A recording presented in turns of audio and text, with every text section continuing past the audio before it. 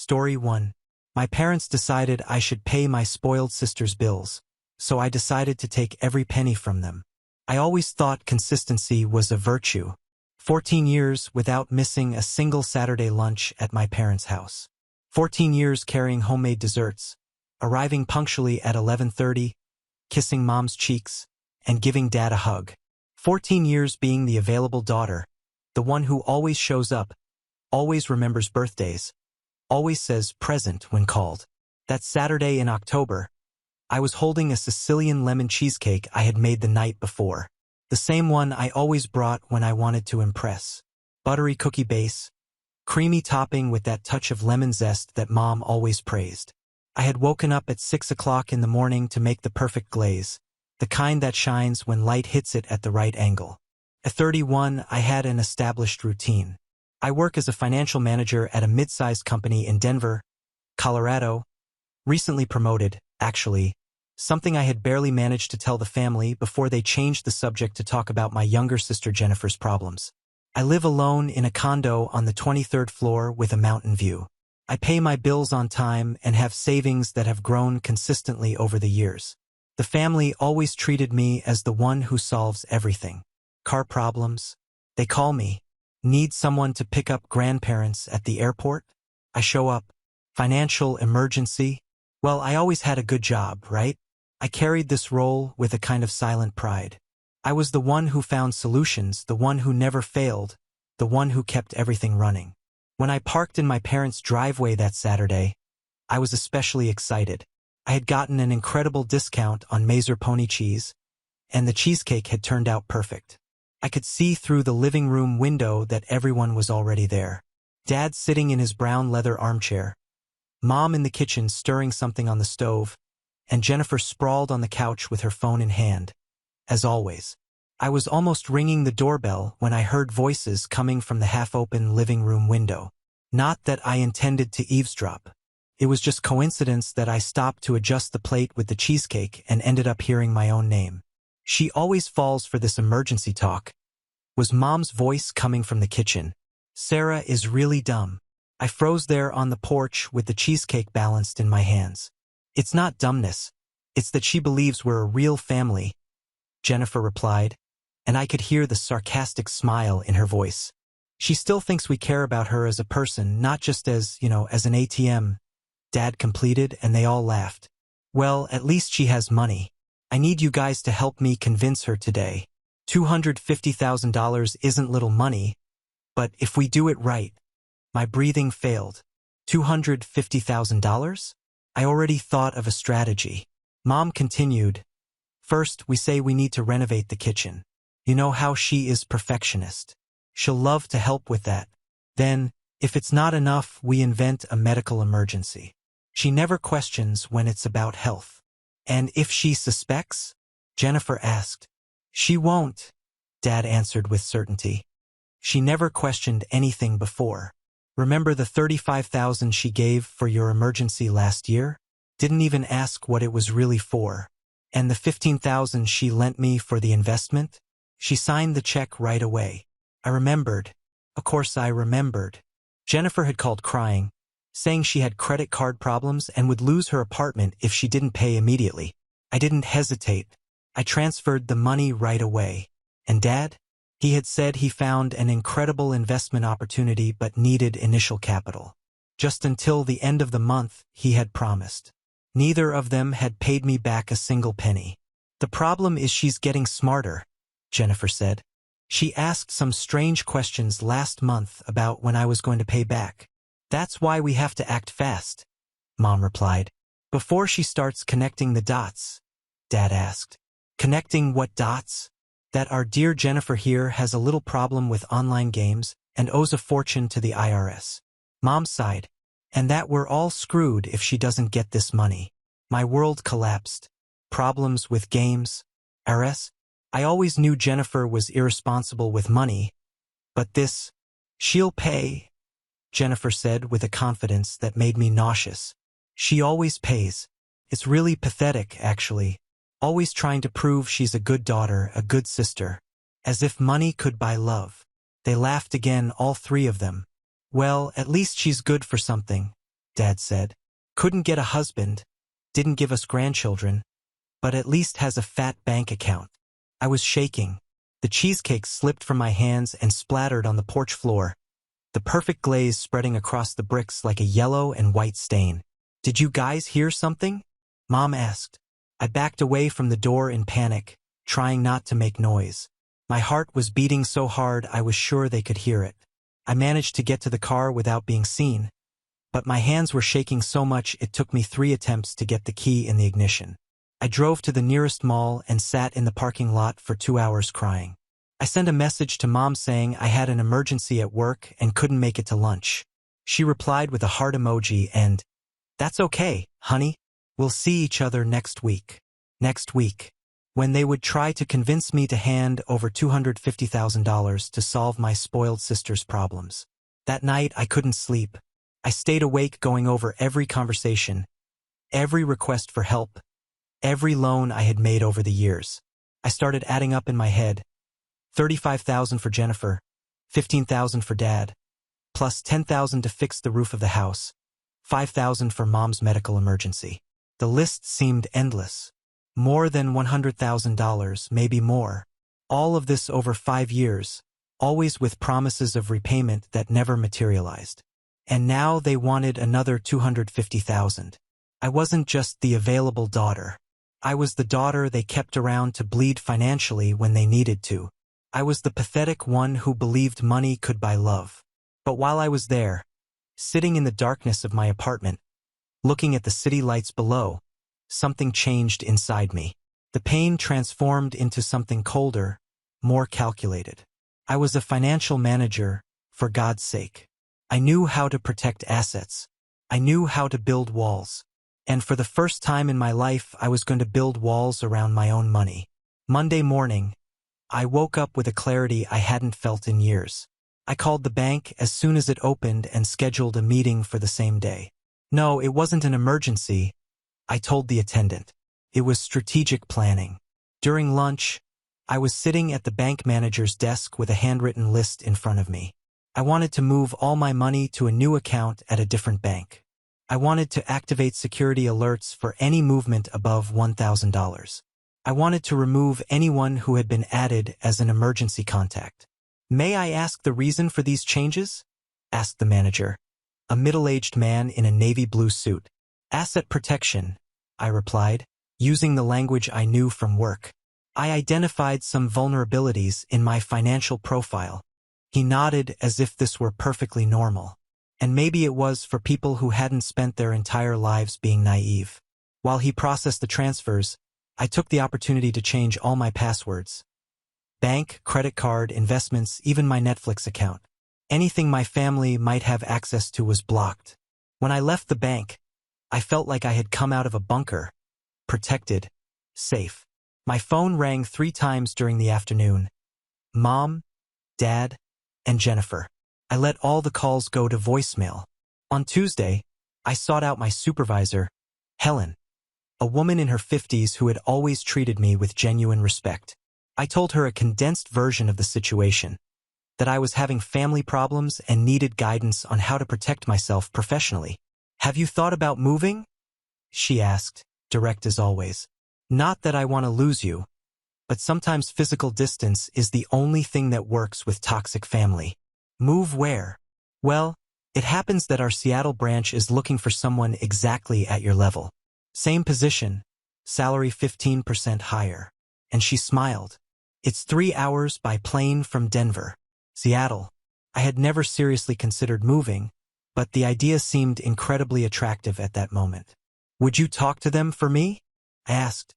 "I'm already dialing," she replied, winking at me. Meanwhile, my phone wouldn't stop ringing. I had ignored 27 calls over 2 days. The text messages started on the 2nd day. "Mom, honey, why aren't you answering? I'm worried." "Dad, Sarah, I need to talk to you about an opportunity. Call me." "Jennifer, hi sis, I have news to tell you. Call me." I archived them all without responding. On Wednesday, Jennifer finally managed to find me. She showed up at my office at lunchtime wearing a floral dress I recognized as being very expensive. Too expensive for someone who was supposedly broke. "Hi, sis," she said, throwing herself in the chair in front of my desk. "Are you avoiding me?" "I'm busy," I replied, continuing to type on the computer. "Okay, but I need to talk to you about something important." She leaned forward with that dramatic expression I knew so well. "I kind of got myself into trouble." "What kind of trouble?" "Well, you know how I am with money?" She laughed nervously. "I kind of have some problems with online betting, and the IRS is on me for unpaid taxes. I owe a lot of money, Sarah." I stopped typing and looked directly into her eyes. "How much?" $250,000. The same amount I had heard on Saturday. What a coincidence. "Jennifer," I said calmly, "do you have a gambling problem?" Her face changed. The vulnerability mask slipped for just a second and I saw something calculated behind her eyes. "It's not really a problem," she said. "I just, bet more than I should have, but that's not the point. The point is I need your help. And if I can't help? Don't be ridiculous, Sarah. Of course you can. You have plenty of money." "How do you know how much money I have?" Another hesitation. "Well, you have a good job, live alone. It's obvious you have savings." "Jennifer, do you know I already gave you $35,000 last year?"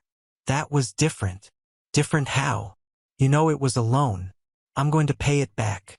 "When?" "When I can resolve this situation. That's why I need the $250,000 now." I leaned back in my chair. "Let me understand. You want me to lend you $250,000 to pay gambling debts and IRS problems using as collateral the $35,000 you already owe me for a year? You're making this sound worse than it is." "I'm making this sound exactly like it is." Jennifer changed strategy. Tears appeared in her eyes and she started speaking slower, softer. "Sarah, I'm your sister. Your only sister. I wouldn't ask this if it wasn't desperate.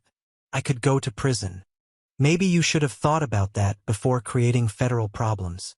The words came out of my mouth with a coldness that surprised me. Jennifer was silent for a moment, clearly shocked.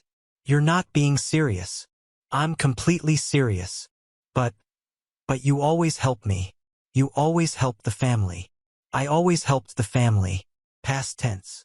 Jennifer stood up and I could see anger forming on her face. "You can't do this to me, Sarah. I'm your sister." "Exactly. You're my sister, not my financial dependent.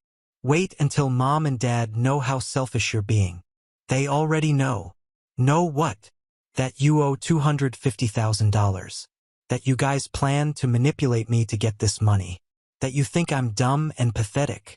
The blood drained from her face. You heard." "I heard everything on Saturday. I was on the porch waiting to ring the doorbell when you guys were planning how to deceive me." Jennifer stood there for a long moment, just staring at me. Then she tried one last card. "Okay, maybe we said some things we shouldn't have. But we love you. It's family." "No," I said. "Family doesn't do this. Family doesn't call you pathetic and laugh at you behind your back.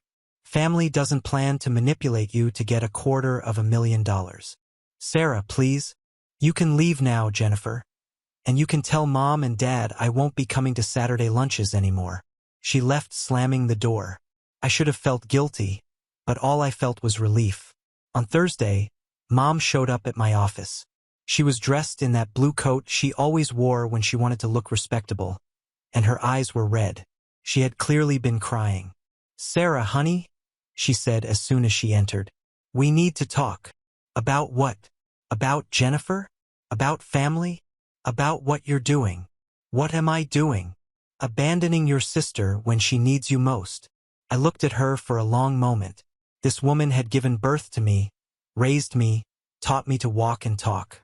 She had also called me dumb and pathetic, had planned to manipulate me for money, had laughed at my naivety.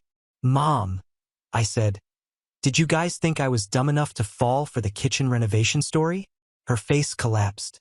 "You don't understand." "I understand perfectly. You guys planned to convince me to give $250,000 to solve Jennifer's gambling problems. First with the kitchen story, then with an invented medical emergency. We didn't. She always falls for this emergency talk. Sarah is really dumb. Those were your exact words. Mom started crying for real now. Honey, you don't understand the pressure we're facing. Your sister could go to prison. And that's my problem? She's your sister. Exactly. She's my sister, not my daughter. Not my financial responsibility. But you have the means to help. I have the means for many things. That doesn't mean I have the obligation. Mom sat in the chair, defeated. You've changed, she said. You're not the same person anymore. You're right. I'm not the same person you guys thought you could exploit indefinitely. We weren't. Don't insult me by pretending it wasn't exactly that. She was silent for a moment. Then she looked at me with an expression I had never seen before, almost as if she were seeing me for the first time. So that's it? You're going to let your family destroy itself. I'm going to let my family face the consequences of their own choices, just like any responsible adult should do. And us, your parents, don't we mean anything to you? The question hurt more than I expected because, despite everything, I still loved them. But I finally understood that love wasn't enough when there was no respect. You mean a lot to me, I said. But I finally understood that I don't mean anything to you except as a source of money. That's not true, Mom. When was the last time you guys asked how I was? When was the last time you celebrated any achievement of mine? When was the last time you treated me as a person, not as a solution to financial problems? She couldn't answer. Exactly, I said. So, don't talk to me about family. Family goes both ways. Mom left without saying anything more. That afternoon, I received a call from Helen telling me the Seattle position was mine, if I wanted it. I accepted right away. By the end of the week, I had already started organizing my move. Not that it was complicated. I had always been an organized person, and my life fit in a few boxes. But there was something liberating about packing my belongings, as if each object I put in the boxes was a piece of my old life I was leaving behind. That's when Dad decided to make his final move. He showed up at my apartment on Saturday morning, unannounced. When I opened the door, he was holding flowers, a bouquet of cheap daisies from the supermarket. "Hi, honey," he said with that smile I used to love. "I thought we could talk." "About what?" "About all this nonsense. About you avoiding the family." I let him in but didn't offer coffee or invite him to sit. He stood in my living room looking at the stacked boxes. "Are you moving?" "I am." "Where to?" "Seattle." "Seattle?" He seemed genuinely shocked. "Why the hell would you go to Seattle?" "Work." "But you have work here. Better work there." He put the flowers on the kitchen table and turned to me. "Sarah, this is all about the money, isn't it? About what you heard last Saturday." "It's not about the money, Dad. It's about respect." "Respect? You guys don't respect me. You see me as a bank account with legs." "That's not true, isn't it? So tell me, when was the last time you guys invited me to something that wasn't a disguised request for money?" He was silent. "When was the last time you guys asked about my promotion, about my life, about anything that wasn't related to how much I can contribute financially to this family?" "We ask. You don't ask. You pretend to listen for 5 minutes before changing the subject to some problem of Jennifer's. She's your sister and I'm your daughter. But apparently that only matters when you guys need money." Dad sat on the couch, suddenly looking much older. "You don't understand the pressure we're facing," he said. "Your sister is in serious trouble. She could go to prison. And you guys think that's my fault? It's not your fault, but you can help. Can you help me with something, Dad? Can you explain to me why it's my responsibility to clean up Jennifer's messes?" "Language, Sarah. Don't change the subject. Answer the question. Because that's what family does. Helps each other." "Okay. So, when was the last time Jennifer or you guys helped me with anything?" "We help you with what? When?" "Well, when you were looking for an apartment, you gave me unsolicited opinions about how I should spend less and invest more. That's not help. And when you were having problems at work, you told me to stop complaining and be grateful to have a job. Again, not help." "Sarah, you're being unfair." "Unfair? Unfair would be me having spent 31 years of my life being treated like a personal ATM and still continue smiling and bringing cheesecake every Saturday. You weren't treated like an ATM, wasn't I? So why every time I show up, does someone have an emergency that needs money? Dad didn't answer. Do you know how much money I've already given to this family in the last 5 years? It's not about money. More than $100,000. $100,000 in loans that were never paid back. $100,000 in emergencies that magically appeared every time I got a bonus at work. You never complained because I thought that's what family did. I thought you guys loved me. We do love you. You love my bank account. That's not true, isn't it? So why did you guys laugh when Jennifer said I was pathetic for trying to buy love with money? The silence stretched for a long moment. You heard that. I heard everything. Every cruel word. Every laugh. Every plan to manipulate me. Dad lowered his head. We didn't want you to hear. You didn't want me to hear, or you didn't want me to know. Sarah, which is it? Dad, are you guys sorry for saying those things? Or sorry I found out? We're sorry for hurting you. But you're not sorry for thinking those things. That's not what I meant. That's exactly what you meant. I sat in the armchair across from him. Dad, I need you to understand something. I'm not doing this for revenge. I'm not trying to punish you guys. I'm trying to save myself. Save yourself from what? From continuing to be a person who believes she has to buy love. From continuing to be someone who is valued only for what she can give, not for what she is. But you are valued. Am I? So why do you guys only call when you need money? We call other times to ask for favors, to solve problems, to do something for you guys. But that's normal. Normal would be you guys calling to ask how my day was.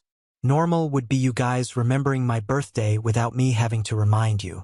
Normal would be you guys being proud of my achievements instead of immediately thinking about how they can benefit you. Dad was silent for a long moment. So that's it? He asked finally. You're leaving and never talking to us again? I'm leaving because I need to learn to live without feeling like I have to buy the approval of people who should love me unconditionally. We do love you unconditionally. No, Dad. You love me conditionally. The condition is that I continue being useful. That's not true. Then prove it. How? Stop asking me for money. Stop asking me for favors. Stop treating me like a solution to problems. Treat me like a daughter. I do treat you like a daughter. You don't. You treat me like an employee you can count on to solve things. Sarah, you're being dramatic. Dramatic? Dad, you guys literally planned to manipulate me to get $250,000. If that's not drama, I don't know what is. He stood up. Well, I see you've already made your decision. I have. And there's nothing I can do to change your mind? There is. You guys can start treating me like a person who deserves respect instead of a bank account that occasionally needs emotional validation. That's not how we see you. That's exactly how you see me. He walked to the door, then turned around. You know your sister could go to prison, don't you? I know. And you're okay with that? I'm not okay with that, but it's also not my responsibility to prevent it. She's your sister and I'm her sister. Where was she when I needed emotional support? Where was she when I was going through problems at work? Where was she when I was having trouble dating? You never asked for help. I shouldn't have to ask. Family should notice. Family should care. We do care. You care about what I can do for you. That's not the same thing. Dad opened the door. I hope you change your mind, he said. I hope you guys change your attitude, I replied. After he left, I continued packing. But something had changed. The conversation with Dad had clarified some things for me. They really didn't understand what they had done wrong. For them, I was being dramatic and selfish. For me, I was finally learning to value myself. 2 weeks later, I was at the airport waiting for my flight to Seattle. I had sold most of my furniture and sent the rest of my things by mail. I was carrying only 2 suitcases and a carry-on bag. While waiting in the departure lounge, my phone rang. It was a number I didn't recognize. Hello, Sarah. It's Mom. I'm calling from our neighbor's phone. Hi, Mom. Honey, please don't board that plane. Why? Because we need you here. Because you're our daughter and families stick together. Families that respect each other stick together. We do respect you. You don't. But maybe one day you'll learn. Sarah, please. Mom, I need to hang up. My flight is calling. Wait. Before you go, I just want you to know that I love you. I love you too, Mom. But love without respect isn't enough. I hung up the phone and boarded the plane. During the flight, I looked through the small windows and saw Denver shrinking below me. Somewhere down there was my family, probably dealing with the consequences of Jennifer's choices. Somewhere down there was the house where I had spent countless Saturdays, always trying to be the perfect daughter. But I wasn't running from them. I was running toward myself. Seattle was different from everything I knew. Rainy when Denver was sunny, mountainous in a different way, with an urban energy that excited me. My new apartment was on the 32nd floor of a downtown building with floor-to-ceiling windows and a view of Puget Sound. The work was challenging in a good way. My new colleagues treated me as a respected professional, not as someone who was always available to solve their personal problems. I had important responsibilities, interesting projects, and for the first time in years, I felt like I was growing professionally. But best of all were the weekends. Saturdays without mandatory family commitments. Saturdays where I could wake up late, have brunch alone, explore the city, or just stay home reading a book. On the first Saturday, I decided to make a cheesecake. Not out of obligation, not to impress anyone, but because I wanted to. I made the same Sicilian lemon one I used to bring to lunches in Denver. But this time, I ate it alone, standing in my kitchen looking at the city view.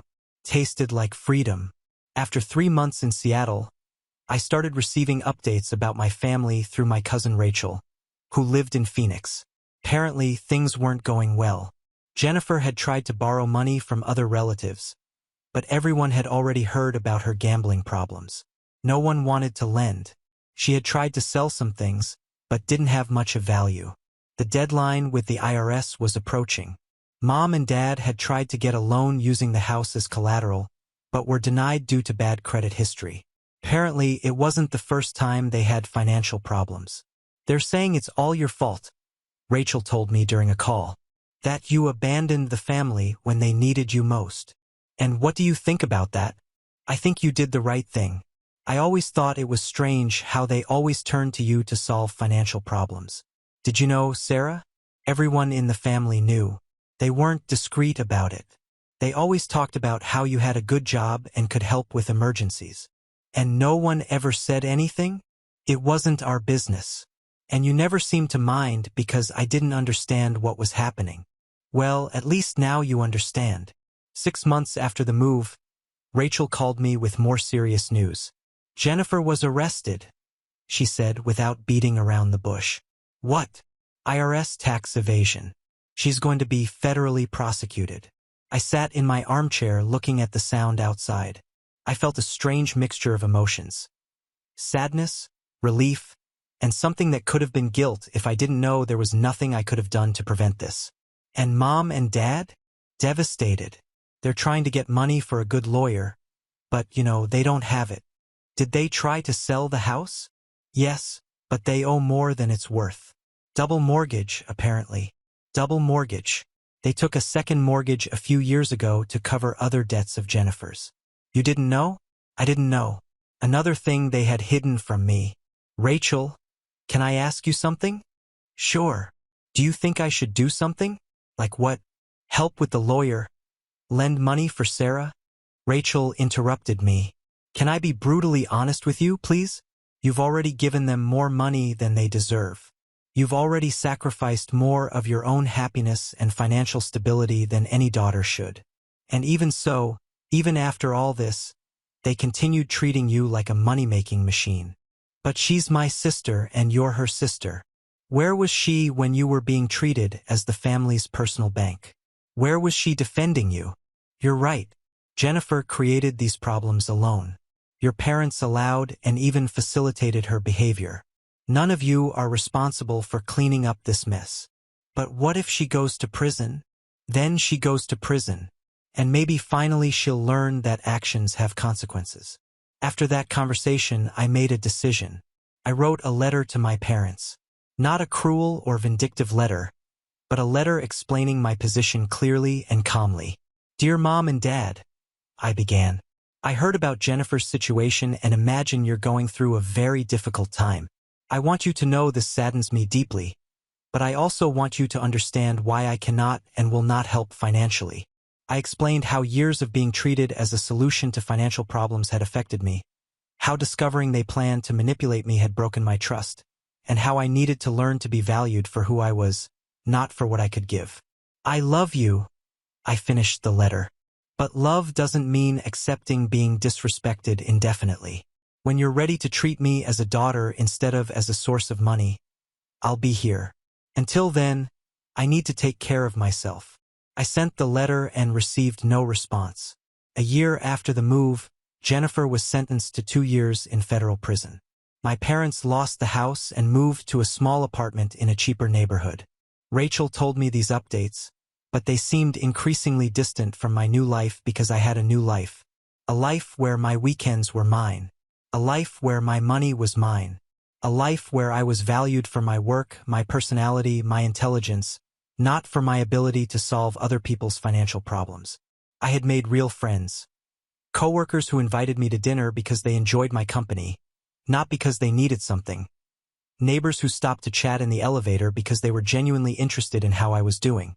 I started dating, nothing serious yet, but men who treated me as an equal, who split the check at restaurants, who didn't see me as a potential sugar mama.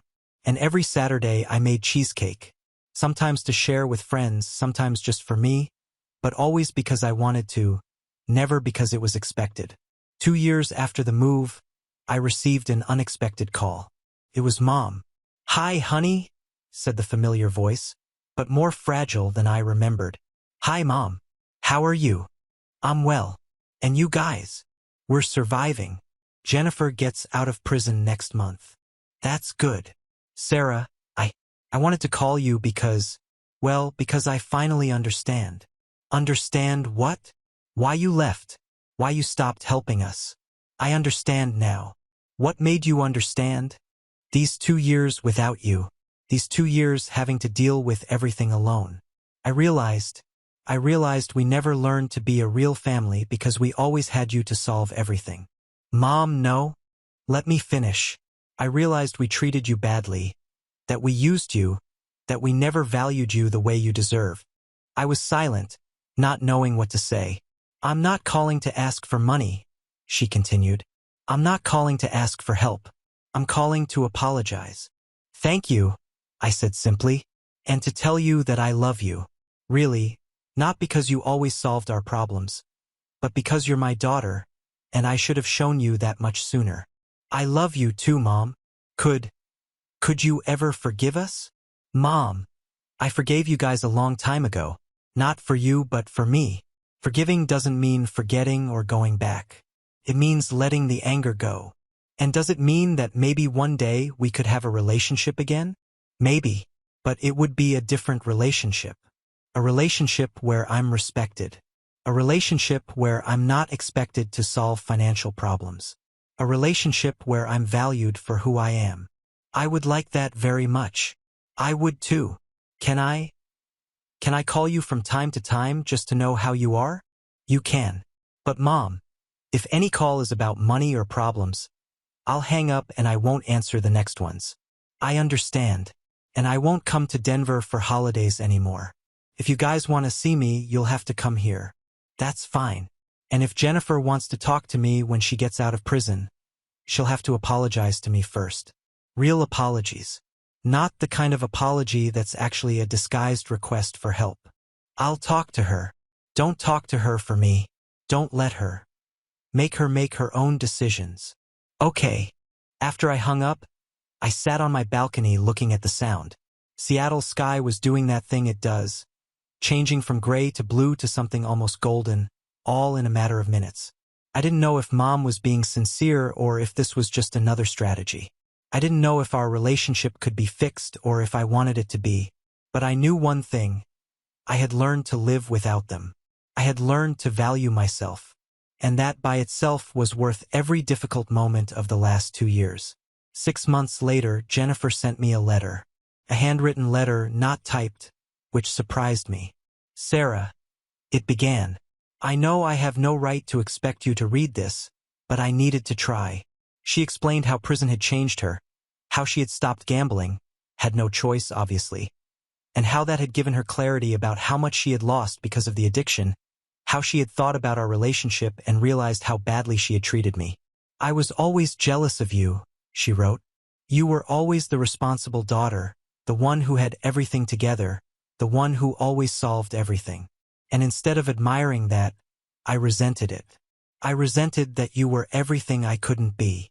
So when I discovered I could use that I could manipulate you to get money, I did.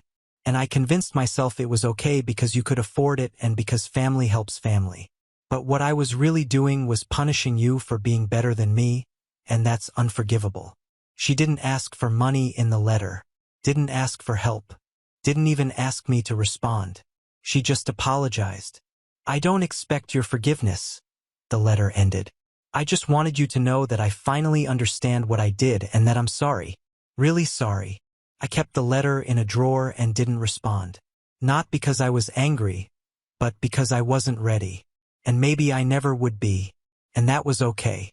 3 years after the move, I met someone. David was an architect who had moved to Seattle the same way I had, fleeing a toxic family situation in Portland. We understood each other in a way I had never experienced before. He never asked me to lend him money. He never assumed I would pay the bill because I had a better job. He valued me for my intelligence, my sense of humor, my ability to make perfect cheesecake.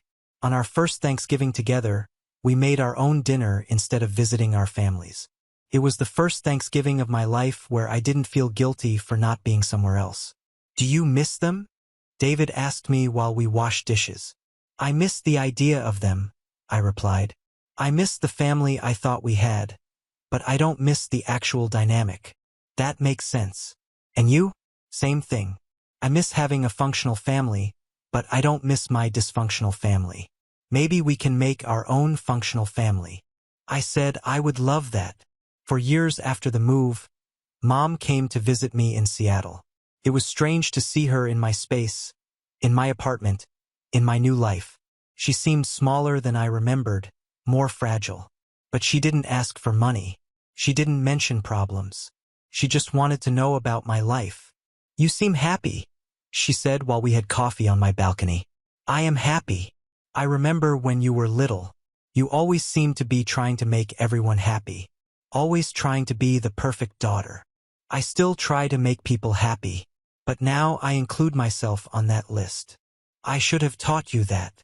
You couldn't teach what you didn't know. I know now. Do you? I know that love isn't just giving. It's respecting. It's valuing. It's seeing the person as they really are, not as you want them to be. That's a good start. Mom stayed 3 days. We didn't talk about Jennifer, who was still trying to rebuild her life after prison. We didn't talk about money. We didn't talk about the past much more than that. Instead, we talked about my work. She seemed genuinely interested. About Seattle, she loved the city. About David, she approved. When she left, we hugged at the airport. Can I come again? She asked. If you want to. I want to. Then come. 5 years after the move, David proposed to me. We were on our balcony watching the sunset over the Sound. When he got down on one knee, Sarah, he said, you taught me what a real family is. A family where people choose each other every day, where love comes with respect, where each person is valued for who they are. David, I want to build a family like that with you. I want us to be the example of how healthy relationships work. Yes, I said before he even finished asking. Yes, I want that too. At our wedding, Mom was there. Dad too, although he still had trouble looking me in the eyes. Jennifer wasn't there. She had sent a card but didn't feel ready to see us in person. But also, there were my friends from Seattle, my coworkers, the people I had chosen to be part of my life, my new family. During his speech, David talked about second chances and chosen families, about how sometimes you have to save yourself before you can love someone right. Later that night, when we were alone in our apartment, still dressed for the wedding, I made cheesecake. The same Sicilian lemon one I used to make years ago. Why do you still make that? David asked. Because now it tastes like real love, I replied. Not obligation. Can I tell you a secret? Sure. I never really liked cheesecake before I met you. And now it's my favorite dessert. Why? Because you make it with love. Love without expectations. Love without strings. Real love. 6 years after the move, Mom called me to tell me Jennifer had gotten married to someone she met in a support group for gambling addicts. They were building a simple but honest life together. She wants to talk to you, Mom said. She can call me if she wants. Would you answer? Maybe. It would depend on what she wanted to talk about. She doesn't want money. If that's what you're worried about, I'm not worried about that. I just don't know if I'm ready to let her back into my life. That's your choice. It is. And for the first time in my life, you guys are respecting my choices. We learned. I hope so. Jennifer never called me, and that was okay. Some bridges burn completely, and that's not necessarily a bad thing.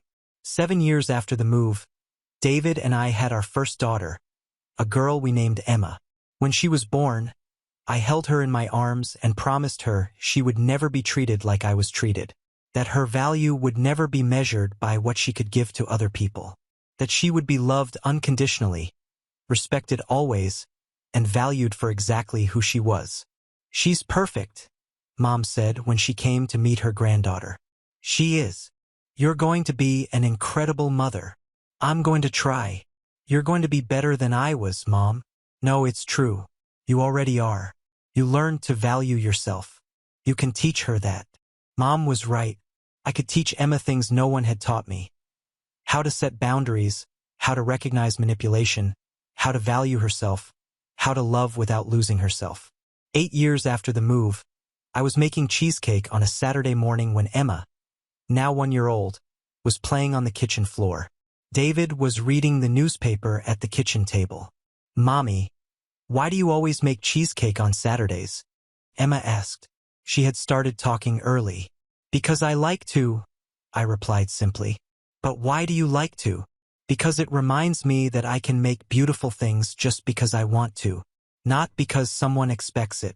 Not because someone needs it, but because I choose to. Is that good? That's very good. 10 years after the move, I finally completely understood what had happened. I hadn't run away from my family. I had run away from the version of myself that didn't know how to exist without being useful to other people. The girl who brought cheesecake every Saturday, hoping that food could buy love, had died. In her place, a woman had grown who knew her own worth, who chose her own relationships, who gave because she wanted to give, not because she felt she had to give. I still made cheesecake on Saturdays, but now when I put that first spoonful in my mouth, the taste was of freedom. It was the taste of finally having learned the difference between being loved and being used. And that difference had saved my life. Now on to the next story. Story 2. I put vegetables in all my food so that my roommate's starving kid won't eat what I set aside just for myself. And when his mom found out, she was furious. I'm 26 and live in a rented house with a single mother, 30, and her 6-year-old son. I used to live with someone else, but they moved out and the mother moved in. I don't mind living with her and her kid. It's fine, and we each do our own thing. I spend a lot of time at my boyfriend's place or working. Our work schedules overlap, so we don't really interact much. But when we do, it's fine, no issue there. I want to start by saying that I know she's clearly struggling financially, but I don't think that's an excuse. I don't make a lot of money either. However, I noticed that my food would go missing or that portions were being taken. I assumed it was her kid, so I calmly asked her to stop him from eating my food. She just said she would. At first, it didn't really bother me, but it started getting annoying when I'd come home from work expecting to have enough leftovers for a meal, only to see that they had been picked through or were just completely gone. I kept bringing it up, and she started getting annoyed with me for mentioning it. By observing them, I realized that neither of them eats vegetables, judging by the food that disappeared versus what remained untouched. Anything green was avoided. Orange chicken would be gone, but chicken with broccoli would stay untouched. So, I started putting vegetables in everything.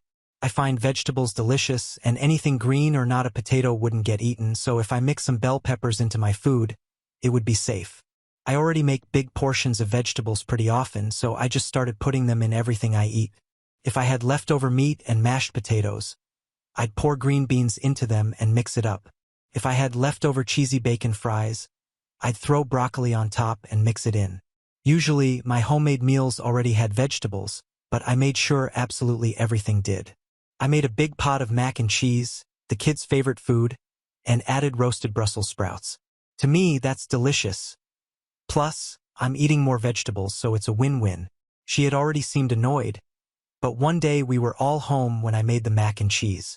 She was in the living room and saw me take out the Brussels sprouts. She asked, "What are you going to do with that?" And I poured them into the pot. She said I was being selfish and annoying. I just replied that I like Brussels sprouts and left it at that. Then she started complaining, saying, "We need food." So, I told her, go buy some, or stop spending money only on processed food because her money would stretch further. I think she sees this as some sort of revenge, but I simply want to be able to eat my own food. I also want to clarify that sharing food is not the issue. The problem is expecting food to be there and constantly finding it gone. I'd work all day, come home expecting to have enough left over for a meal, only to see that it had completely disappeared, or I'd wake up in a rush in the morning with my food ready to eat, only to find it was gone, so I'd have to skip breakfast. If she would at least send a message asking, "Hey, is it okay if we eat this?" I'd know and could make other plans. I could stop for food or prepare to cook when I got home. Also, I think eating the last portion of someone else's food without permission is crazy and rude.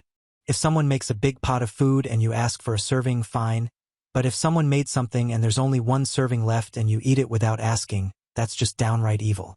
I hadn't even finished eating when she started again. "You're being selfish. How can you not care about a child? He's hungry." I took a deep breath, feeling my irritation grow. This isn't about not caring for a child. It's about the fact that I cook my own food with ingredients I buy with my own money. If we were supposed to cook for everyone, then you should be helping too and sometimes cooking as well, but that's not how it works, is it? She crossed her arms and looked at me like I was some kind of monster. "I don't have time. I work.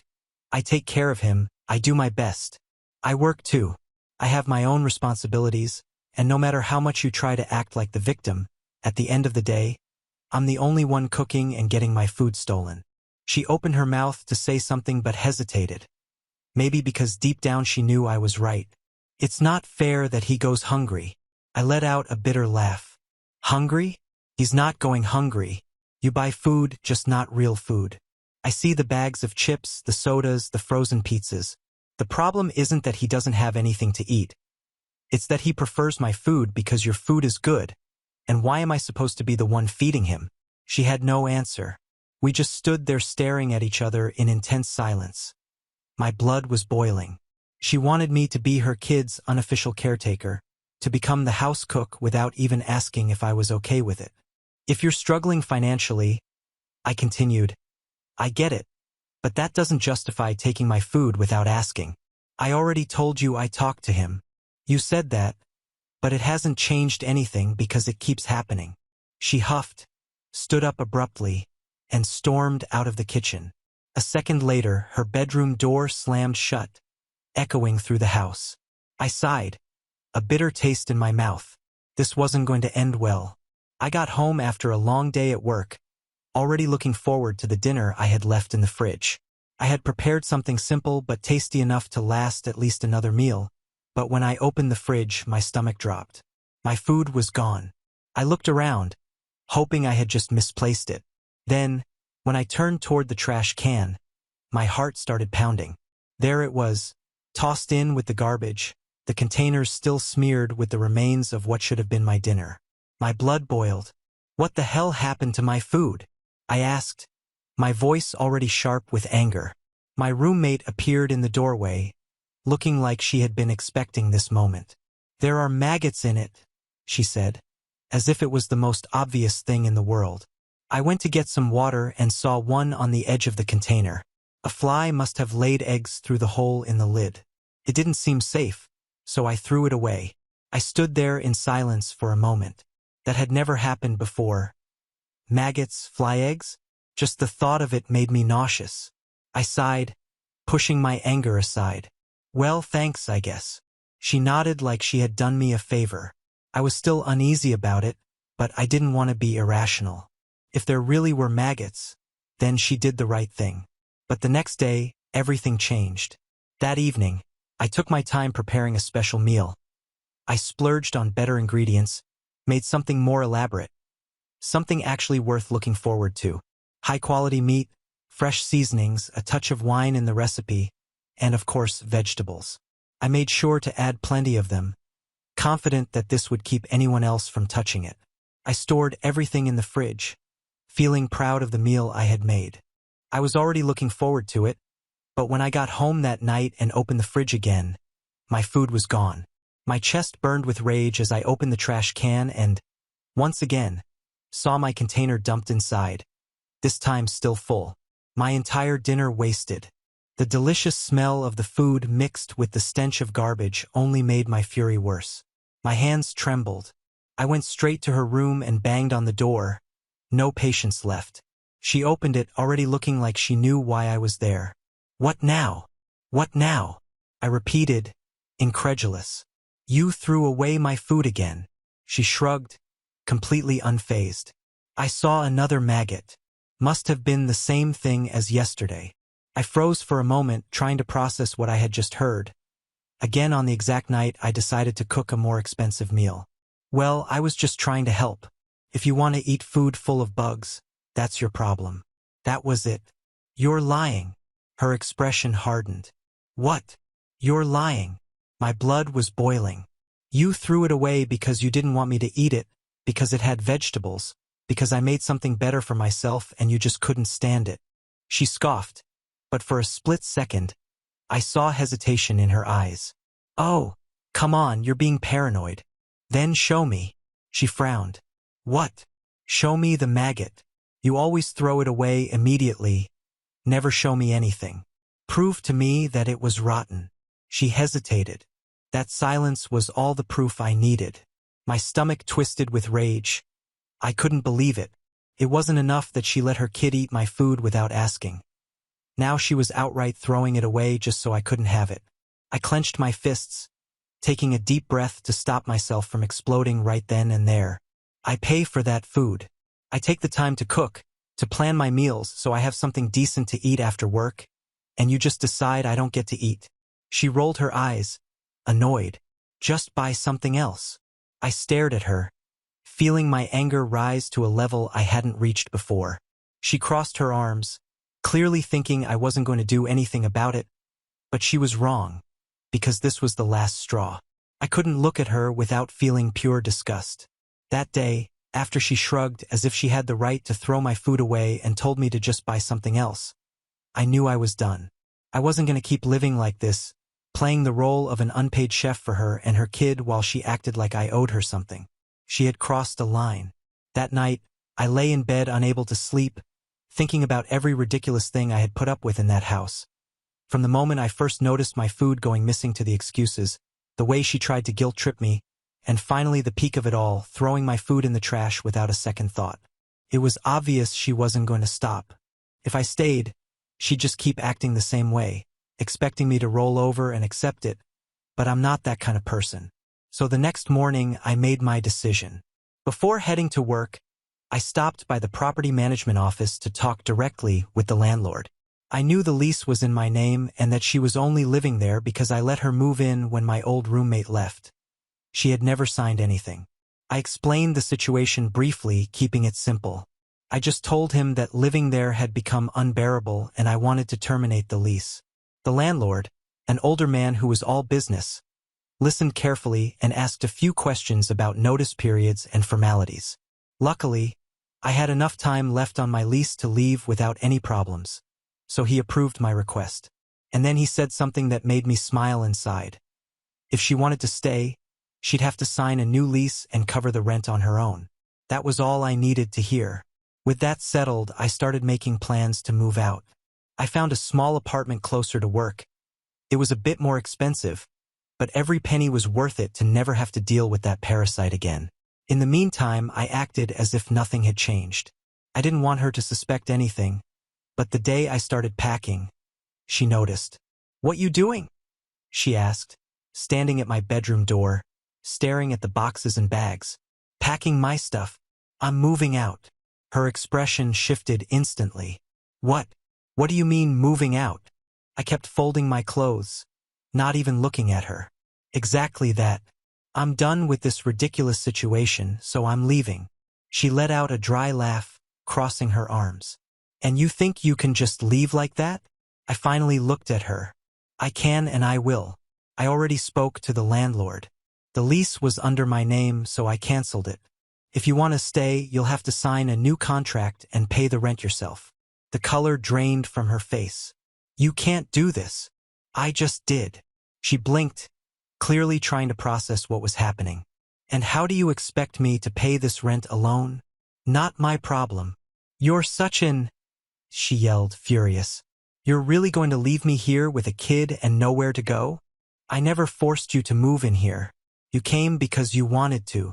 What happens now is your responsibility." She huffed, rage building in her face. "This is all because of that damn food, isn't it? This is just revenge." I smirked sarcastically. "No, I'm doing this because I realize you're a freeloader. But if you want to call it revenge, be my guest." She stormed off, slamming the door behind her, muttering curses under her breath, but I didn't care anymore. Over the next few days, she tried everything. She screamed. She guilt-tripped me. She even pretended to be sorry, saying we needed to talk, but I wasn't falling for it. Then, when moving day came, she lost it completely. "You're going to regret this," she shouted as I walked out with my last box. "I swear you'll regret it." I just chuckled. "I doubt it." She tried calling me multiple times afterward, but I blocked her. It didn't take long for reality to hit her. Without the ability to pay rent on her own, she was evicted just a few weeks later, and when I found out, I celebrated with a damn good meal, this time without anyone to throw it in the trash. The following days were pure peace. I cooked my meals without rushing, stored leftovers in the fridge, and, surprise, they were still there when I came back. No one was touching my stuff, no one was stealing my food, no one was throwing away what was mine.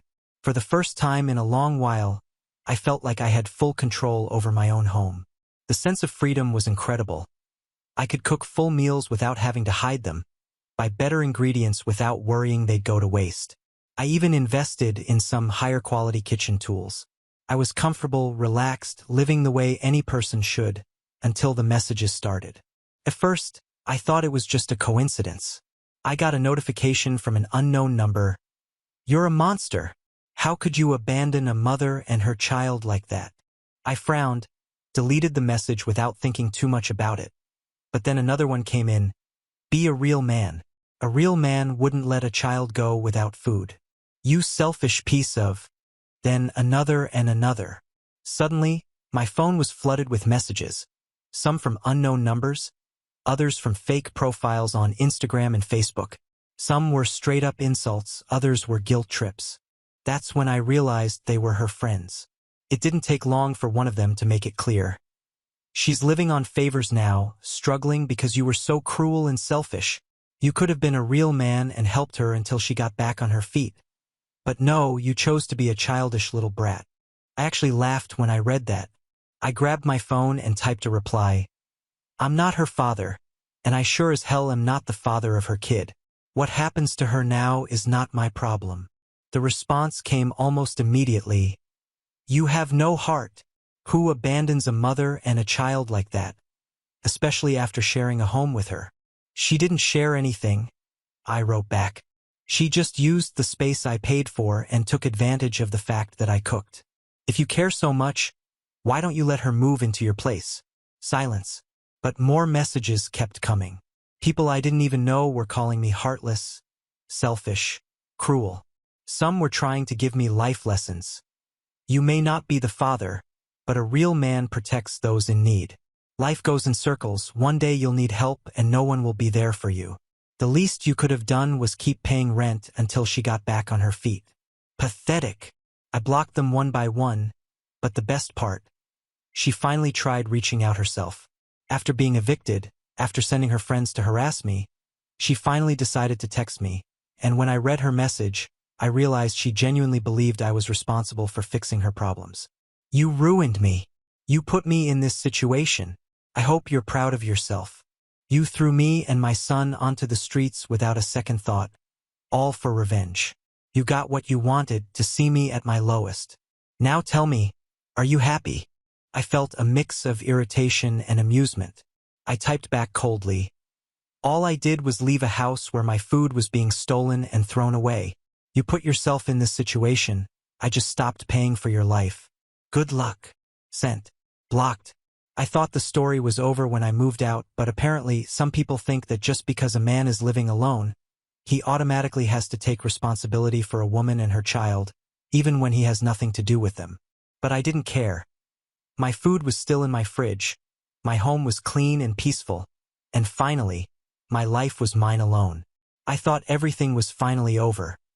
The messages had stopped, Mariana's friends had given up trying to contact me, and my life was peaceful. I cooked my meals in peace.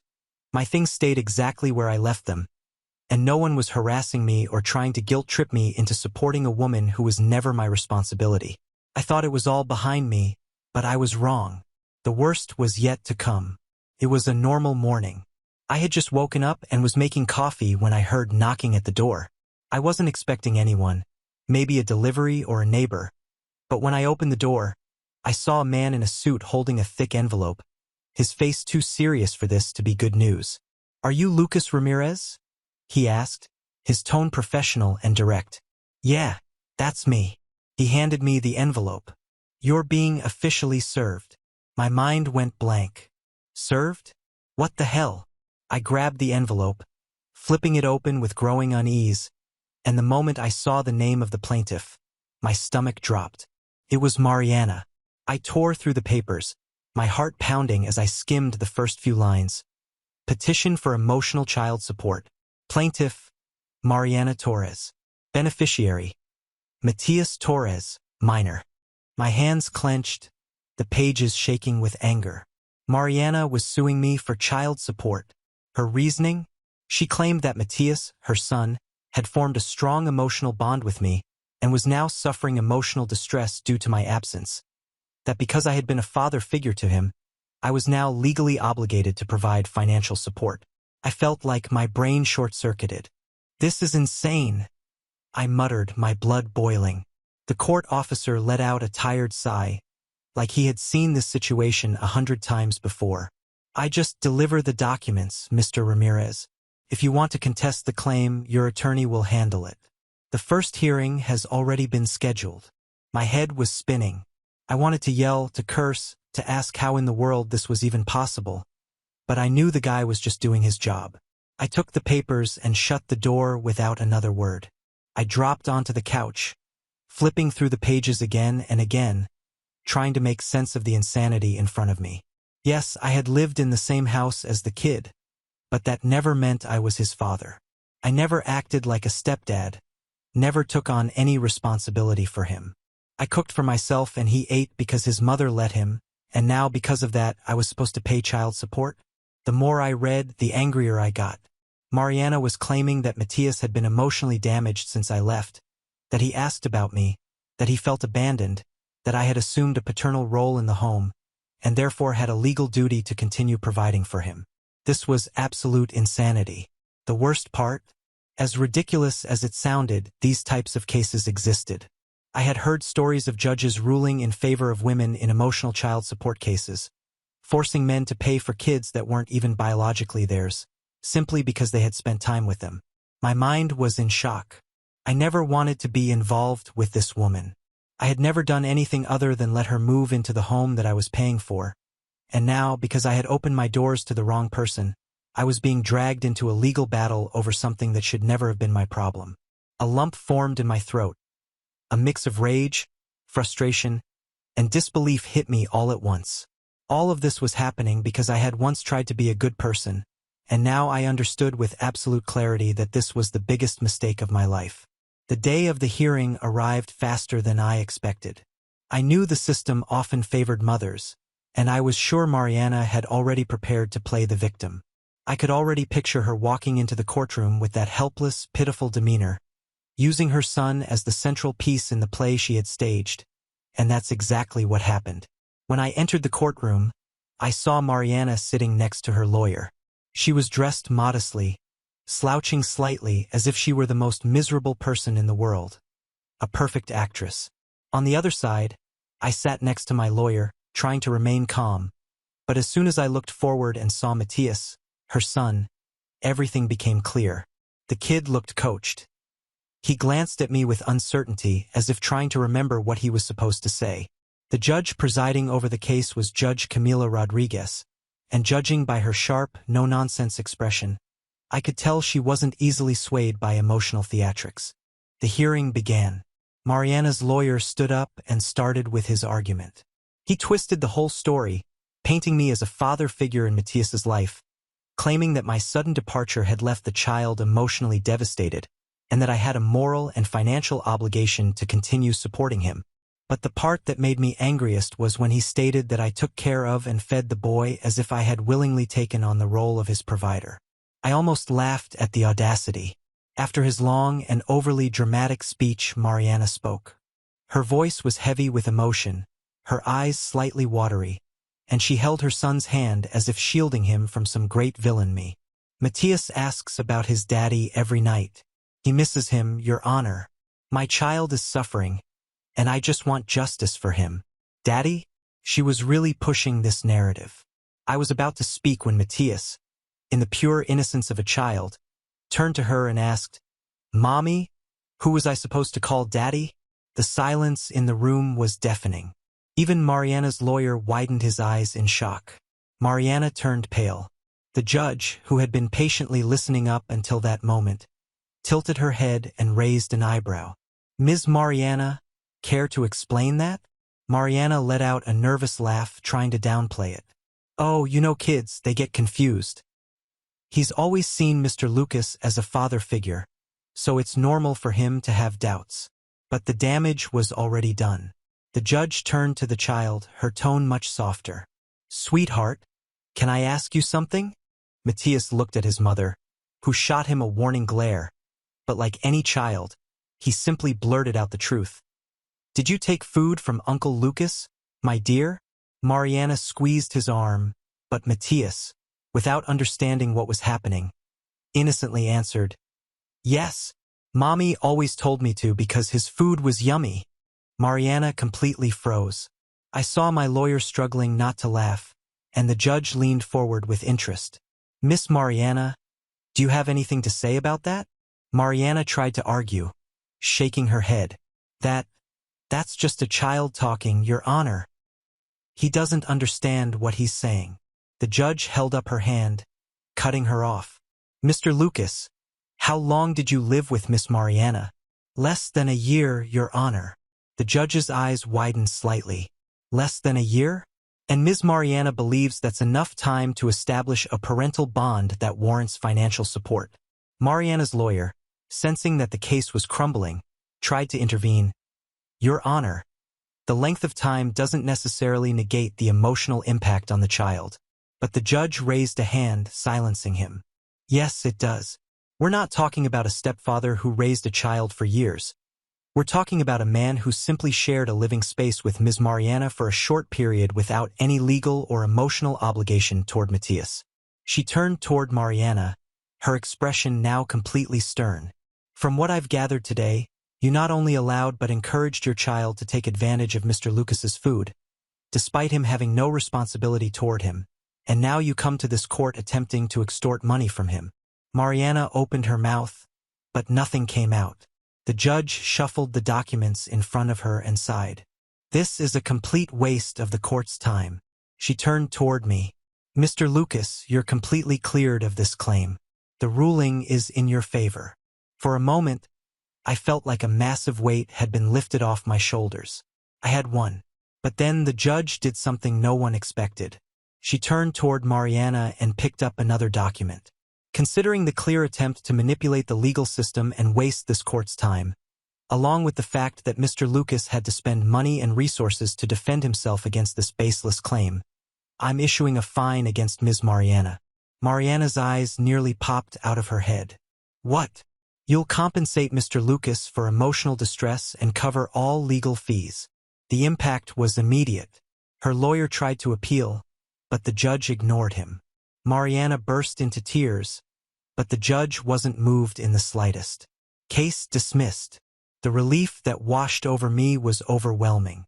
Mariana stormed out of the courtroom in tears, but I didn't feel a shred of pity.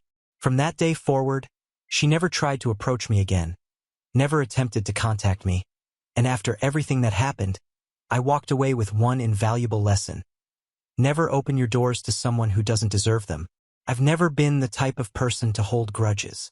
I've always tried to move on, let bad experiences go, and learn from them. But this experience was a real test to my patience. Insanity. Sometimes I think about how everything started so simply. When Mariana moved into the house, I had no big expectations. I didn't think she would be a problem. I assumed she'd be like any other roommate, someone who paid her share, respected the space, and minded her own life. How naive I was. Little by little, she started crossing boundaries, taking advantage of the situation, acting like what was mine also belonged to her, and worse, like her child was entitled to what I had worked for. And this is where many people fail to see how ridiculous this situation was. Just because you have a child doesn't mean the world owes you something, but some others believe it does. They think everyone around them should revolve around their child, that just because they gave birth, their kid is now some little prince or princess that we all must cater to, feed, support, and sacrifice for. But that's not how life works. I'm not a father, never have been, never wanted to be, and yet they tried to force me into that role as if I were obligated to take on a responsibility I never signed up for. What infuriates me the most is how Mariana even tried to manipulate her own son to get money from me. I'll never forget the exact moment Matthias, in his pure childhood innocence, asked, "Mommy, who was I supposed to call Daddy?" That was the moment it all fell apart for her. The moment it became crystal clear that she had coached her own child to lie, to put on an act in court, all to milk money from me. What kind of person does that? A self-centered one. A woman who thinks that just because she decided to have a child, the entire world should revolve around her and that child. But the truth is, the world doesn't owe anyone anything. If you choose to have a kid, it's your responsibility to raise them, provide for them, educate them, and protect them. Not mine, not society's, not some random guy who shared a house with you for a few months. That's the lesson Mariana never understood. The ironic part, if she had been even a half-decent person, maybe I would have helped her out at some point.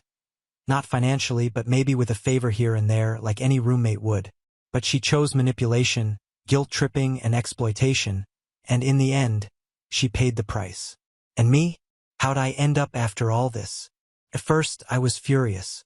I couldn't believe that I almost got forced to pay for a child that wasn't mine, that barely spent time with me, all because someone tried to twist a law in their favor. But then came relief. Relief that I won, that I walked away unscathed, that for once justice actually worked. Mariana tried to play me, tried to drag me into something that was never my problem, and she failed miserably. Today, my life is more peaceful than ever. My fridge stays full and no one takes my food without permission. My home stays clean and no one treats it like a free shelter. I go to work, come home, and I no longer have to deal with arguments, guilt trips, or ridiculous messages from people who think the world owes them something just because they had kids. And you know what? I've never felt better.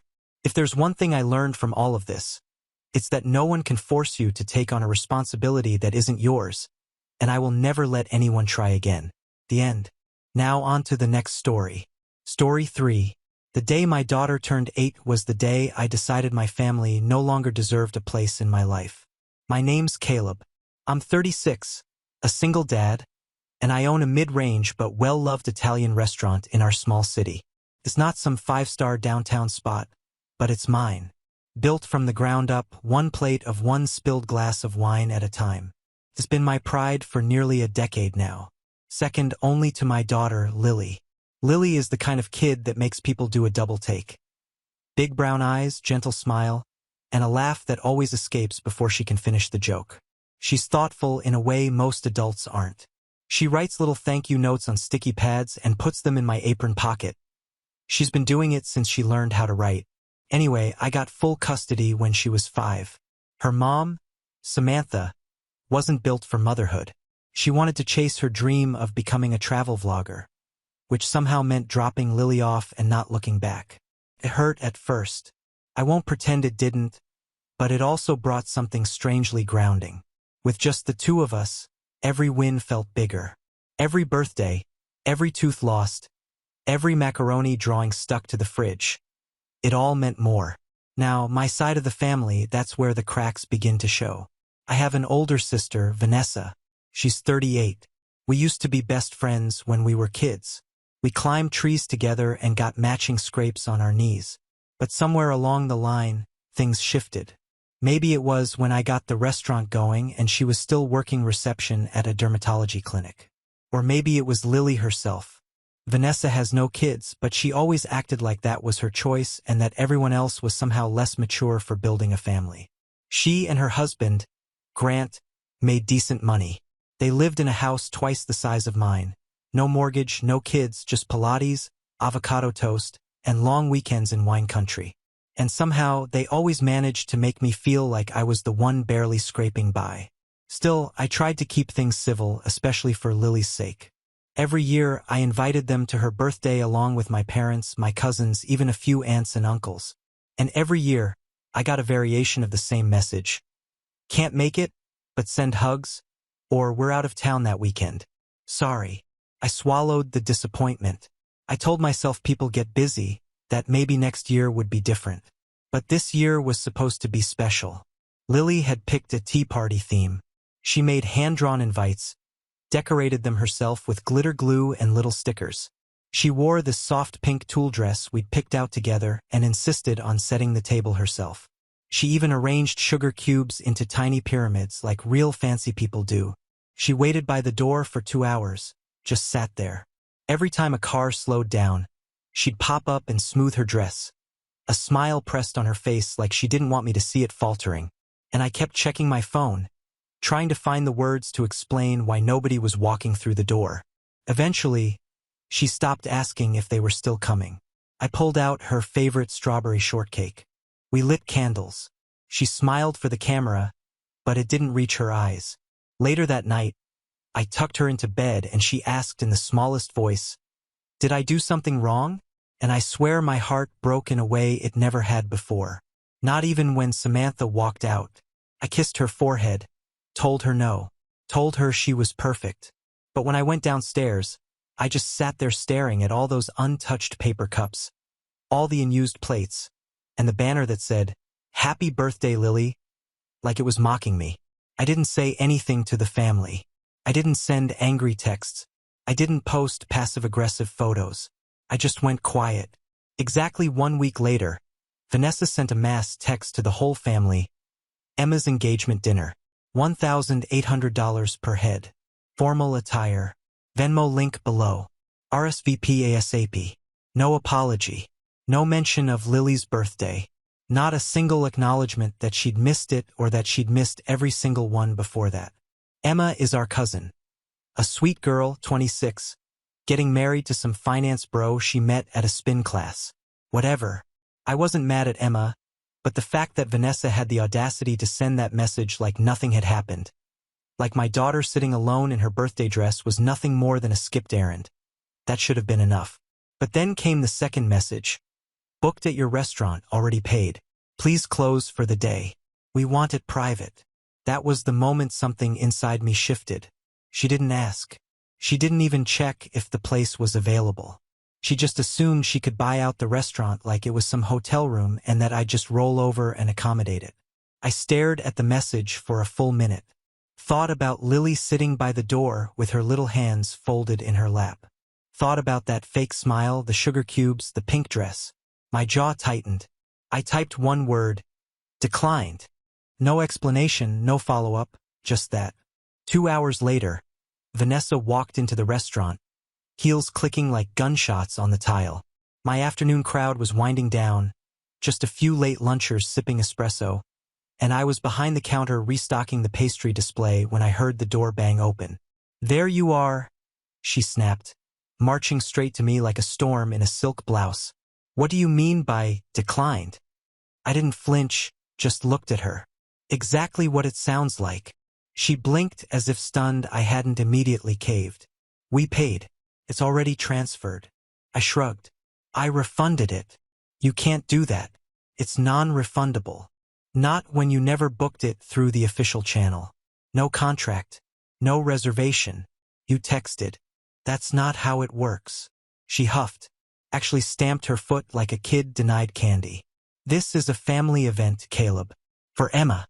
You're being petty." I felt something in my chest flare. "You want to talk about petty? My daughter waited in a birthday dress for 3 hours. No call, no message. And now you expect me to close shop for your engagement party like nothing happened." Vanessa's expression flickered. For a split second, something like guilt passed through.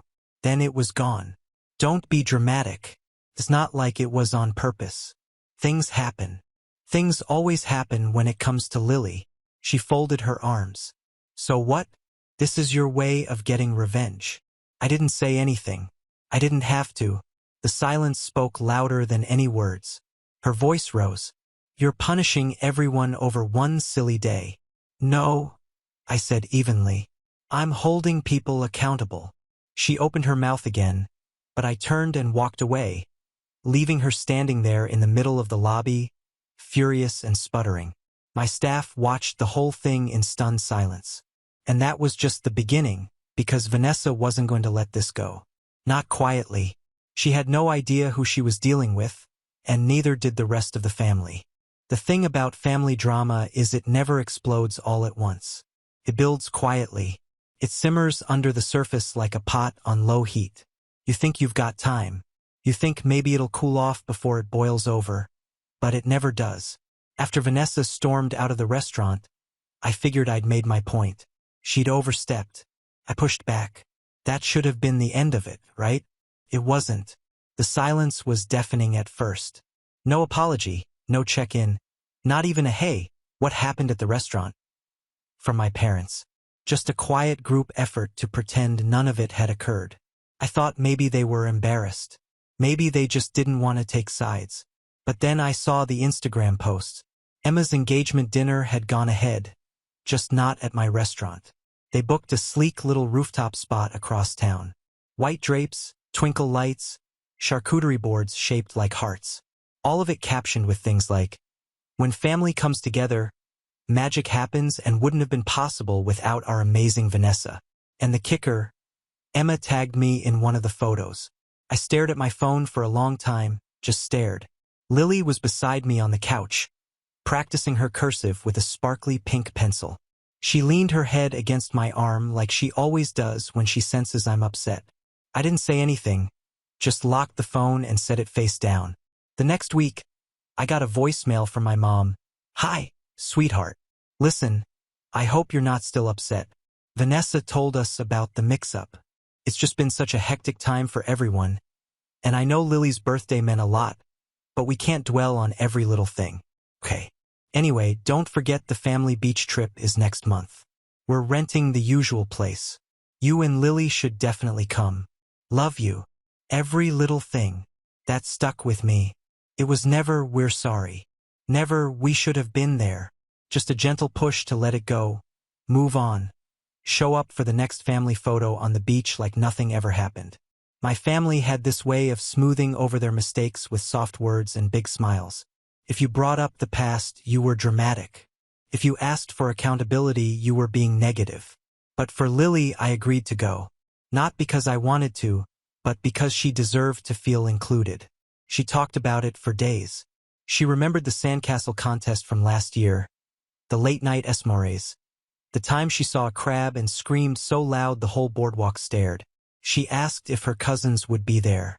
I didn't have the heart to tell her those same cousins didn't even text her happy birthday. The beach house was a massive, 2-story rental near the dunes. All white paneling and wide decks. When we arrived, Vanessa and Grant were already there, drinks in hand, sunglasses on. looking like a magazine ad. My parents were seated in those striped folding chairs they always bring, and a few other relatives were gathered around the grill, laughing at some inside joke I was never part of. Lily ran ahead, a blur of pink shorts and bare feet, calling out greetings. She didn't notice the way some of them only half-waved back. I followed with our bags, forced a smile, and told myself to get through the weekend. That night, we did hot dogs and burgers. The kids watched a movie upstairs while the adults played cards on the porch. I stayed mostly quiet, just listened, and that's when I started noticing things. The way Vanessa steered every conversation back to herself. The way my parents nodded along, proud of her stories, but barely asked me a single question. At one point, she brought up her work gala, and my mom clapped her hands and said, "We're so proud of you, honey. You really have your life together." That stung more than I wanted it to. The next day, I took Lily out for ice cream. Just the two of us. We walked the boardwalk, got sticky hands, watched some street performer do magic tricks. I let her get a second scoop. She was glowing. When we got back, everyone was gathered on the deck. Vanessa stood in the center, beaming. She held up a small velvet box and announced, "Grant and I have news." People started clapping before she even opened it. She pulled out a tiny white pair of baby shoes. My stomach dropped. "I'm pregnant," she said. Finally, there was a chorus of cheers. My mom actually teared up. My dad hugged her like she just won the lottery. It was like the air itself shifted. Suddenly, she was the golden child again, but now with a future grandbaby to seal the deal. And me? I was invisible. I don't know what I expected. Maybe some acknowledgement that Lily existed, that their other grandchild was standing right there holding my hand. But all I got was a side glance and a weak, "Oh, and of course, Lily will be a great cousin." The rest of the evening was a blur. They toasted to Vanessa. They made plans for the baby shower. My mom started rambling about nursery colors. My dad offered to help renovate the guest room into a nursery. No one even asked Lily if she wanted more juice. That night, I sat alone on the balcony after everyone went to bed. Lily was asleep beside me, curled under a blanket, her cheeks sunburnt, and her lips slightly sticky from marshmallows. I watched the waves in silence and I made a decision. I wasn't going to let them keep doing this to her. Not again. Not for the next birthday. Not for the next family trip. I was done playing nice. But the real breaking point came the following morning. We'd agreed to take a big group photo on the beach. Vanessa insisted on it. Everyone dressed in coordinated whites and blues. Lily wore her favorite sundress, yellow with little daisies. I told her she looked like sunshine. As we all gathered near the dunes, a photographer my uncle hired started directing us. "Okay, let's do a big family shot first. Parents, siblings, kids, all of you." We arranged ourselves. I stood with Lily in front of me, my hands on her shoulders. And then Vanessa stepped in. "Actually, can we just get the immediate family for this one first? Like mom, dad, me, Grant, blood family." She said it so casually, like it didn't mean anything, like it was just for symmetry. I stared at her. Then I looked at my mom, and she looked away. No one said anything. The photographer hesitated. Sure, whatever you want." Lily tugged my sleeve, confused. "Why are we moving, Daddy?" I crouched beside her, swallowed the knot in my throat. "They just want one without us, sweetie. It's okay." "But I'm family," she said quietly. And in that moment, I think something inside me shattered. Because she was family. She was my daughter. The only good thing to come out of a broken marriage. The reason I worked 12-hour shifts. The reason I kept going when everything else fell apart. And these people, the ones who were supposed to love her unconditionally, were treating her like an extra, like a plus one. I stood up, walked right over to the camera and said, "We're done." Everyone turned. Vanessa frowned. "What?" "We're done," I repeated. "Lily and I are leaving. You can take all the pictures you want without us." My mom stood up, panicked. "Caleb, don't make a scene." "No," I said louder this time. "I'm not making a scene. I'm making a choice." Vanessa scoffed. "Oh, come on. Don't be childish." I laughed. actually laughed. Childish? You excluded my daughter from a birthday, from a dinner, and now from a photo. She's 8, Vanessa. What's your excuse? Silence. Real silence this time. No one moved. No one defended me, not even my dad. I turned to Lily, picked her up and said, "Let's go get pancakes." She nodded, wrapping her arms around my neck. As we walked away, I heard Vanessa mutter something behind us. I couldn't quite make it out, but I didn't care, because I was done waiting for this family to love us properly, and I had no idea the real betrayal hadn't even happened yet. Lily didn't say a word on the drive home. She sat in the back seat with her knees hugged to her chest, chin resting on them, watching the blurred trees slip by outside the window. I checked the rearview mirror more times than I could count. Her face didn't change once. No tears, no questions, just silence. The kind that clings to you. When we got home, I made her favorite breakfast for dinner. Banana pancakes with extra chocolate chips and whipped cream shaped into a smiley face. She picked at it for a few minutes before finally asking, "Why doesn't Aunt Vanessa like me?" I sat down across from her, completely still. I'd practiced how to answer this in my head on the drive. Tried to word it like a grown-up. Tried to soften the edges, but looking into her eyes, all that effort just melted. "She doesn't not like you, sweetheart," I said carefully. "She just doesn't always understand how to treat people the right way." Lily stared at her plate. "She treats Emma nice, and everyone else." I nodded slowly. "Yeah, she does. But that's not because of anything you did. You've never done anything wrong." She looked up, her voice so small it nearly broke me. "I don't think I want to see them anymore." That's when I knew I'd made the right choice. The weeks after the beach trip were quiet. Too quiet. No one reached out. Not to me. Not to Lily. No check-in. No, "Are you okay?" Not even from my parents. You'd think if a family member stormed off mid-vacation, someone would call. But in our family, silence was the punishment. They didn't yell. They didn't argue. They just erased you from the picture. And truthfully, that hurt more. I started second-guessing myself. Was I overreacting? Had I made it worse than it was? Should I have stayed quiet for Lily's sake? It didn't help that the restaurant was struggling. We were still recovering from a slow spring, and now, with summer ending, the tourist crowd was thinning out. My manager, Tony, quietly told me we might need to cut back staff hours. A couple of suppliers were late on invoices, and the oven in the back kept shorting out. The little things started piling up. One night after closing, I stayed late doing inventory alone. The dining room was dark, chairs flipped on tables, the soft hum of the fridge the only sound in the place. I sat at the corner booth where Lily and I usually shared lunch on Saturdays and just stared at the reservation book. Empty pages, blank squares. I felt something collapse inside me, like all the strength I'd been pretending to have finally caved. That was the night I cried. Not a single tear, not a quiet sniffle, but full-on shoulders shaking, gut-wrenching crying. The kind of cry you try to bury under work and bills and daily routines. But it finds its way through anyway. I buried my face in my hands and let it come. No one was there to see. No one would have cared if they had.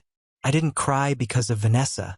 I cried because I realized I had spent years chasing the approval of people who only showed up when it was convenient. I'd bent over backwards trying to prove I was a good father, a good son, a good brother, and for what? So they could treat my daughter like a footnote? No, no more. That night, I pulled out my phone and started going through my contacts. One by one, I deleted the names that hadn't texted Lily happy birthday. The ones that didn't reach out after the beach trip. My cousin who shared Vanessa's Instagram post but never once sent Lily a card. Gone. My uncle who always meant to come by but somehow never had the time. Gone. It was cleansing. When I got to my mom's number, I hesitated, but only for a second. Then I deleted hers too. I didn't tell Lily any of this. I just let things shift naturally. I started showing up more. Not just physically, but emotionally. I listened more. I took her to the bookstore every weekend and let her pick out whatever she wanted. We started volunteering at the animal shelter on Sundays. We got caught in a rainstorm one afternoon and instead of rushing home, We danced in it like lunatics. I poured everything I had into being her safe place. And slowly, I started to feel okay again. Funny thing about hitting rock bottom, it gives you something to push against. That fall, the restaurant got a small feature in a local magazine. One of our regulars had written in about our house-made pesto and the family warmth of our dining room. A photographer came in, took some cozy photos of the place, and Lily even got her picture in the article, grinning proudly in her apron next to a tray of garlic knots. The piece blew up more than I expected. Suddenly, we had new faces walking through the doors every weekend. Locals, tourists, even a couple of food bloggers. Word of mouth picked up. Our weekend brunch started selling out. I hired back the staff I'd been afraid to let go. Tony joked that we should name a dish after the article, so we did. The Lily Special French toast with strawberries and extra whipped cream. Lily beamed every time someone ordered it. And then came the call. It was a Tuesday afternoon. I was reviewing the month's invoices when my phone rang from an unknown number. I almost didn't answer, but something told me to. "Caleb?" A familiar voice asked. I paused. "Vanessa." A beat of silence. "Yeah. Hi." My stomach twisted. I hadn't heard her voice in over 2 months. "What do you want?" I asked flatly. She cleared her throat. "Listen, I know things got tense after the beach trip, but I thought maybe enough time had passed. Maybe we could talk." I leaned back in my chair, staring at the ceiling. "Talk about what, exactly?" She gave a little laugh. "Forced? I don't know. Maybe reconnect. There's going to be a baby shower next month. Thought you and Lily might want to come." I didn't answer, and she added quickly, "I was hoping we could do the shower at your restaurant." I laughed before I could stop myself. "Wow, you really just went for it, huh?" She bristled. "Excuse me? Vanessa, you haven't spoken to me or Lily in months, and now you want to throw a baby shower at the place you screamed in the lobby of?" That was a moment, Caleb. I was stressed and emotional. I thought we were past that. "No, you thought we could skip past it. There's a difference." Another beat of silence. Then she said something that froze me in place. "Well, it's already been paid. Grant sent the deposit through your site this morning and Mom sent out the invites, so it's kind of locked in." I sat up straight. "You booked it without asking me? I figured you'd come around. I mean, you're not going to make a pregnant woman find a new venue, are you?" There it was. The entitlement, the assumption, the way she treated me like a backup plan that would always say yes. "I'll refund the payment," I said coldly. "You wouldn't dare," she snapped. "I already did that once, remember? Don't be vindictive, Caleb." I laughed again. "I'm not. I'm protecting my peace." And I hung up. 10 minutes later, my phone buzzed with a new message. It was from her. A screenshot of the baby shower group text. The whole family, my name included at the top. Then a single message under it. "He's refusing to host after everything. Can you believe this?" That's when I knew what was coming. The gossip, the backlash, the whisper campaigns. But this time I was ready, because I wasn't the same person I was a few months ago. I had Lily. I had my restaurant. I had customers who treated us like family more than my own blood ever had. I had something better than revenge. I had power. Real power. And I hadn't even used it yet. I didn't respond to Vanessa's group text. Not to her smug screenshot. Not to the guilt-laced caption. Not even to the handful of wow reactions from the family members who still pretended they didn't know what happened back in July. Instead, I turned off my phone, brewed a cup of coffee, and walked out onto the back patio. Lily was out there already, sprawled on a blanket with her sketchbook, drawing little characters she'd invented. Half princess, half space explorer with rocket boots and glittery crowns. She looked up, squinting at me in the late afternoon sun. "You okay?" she asked. "Better than I've been in a while," I said, sitting beside her. She nodded thoughtfully, then turned back to her drawing. That was the thing about Lily. She didn't need long speeches or dramatic declarations. She just needed presence, time, safety. I'd spent too long trying to create that despite my family. Now I was ready to create it without them. But first, I had a few things to take care of. The next morning, I called Tony into the office before the lunch rush. "Close the restaurant on the 22nd, I said, flipping open the scheduling calendar. He raised an eyebrow. You sure? That's a Saturday. We've got 5 reservations in already. I'll personally refund each of them and comp them a free dessert voucher for the inconvenience. He leaned on the edge of the desk. What's going on? I met his eyes.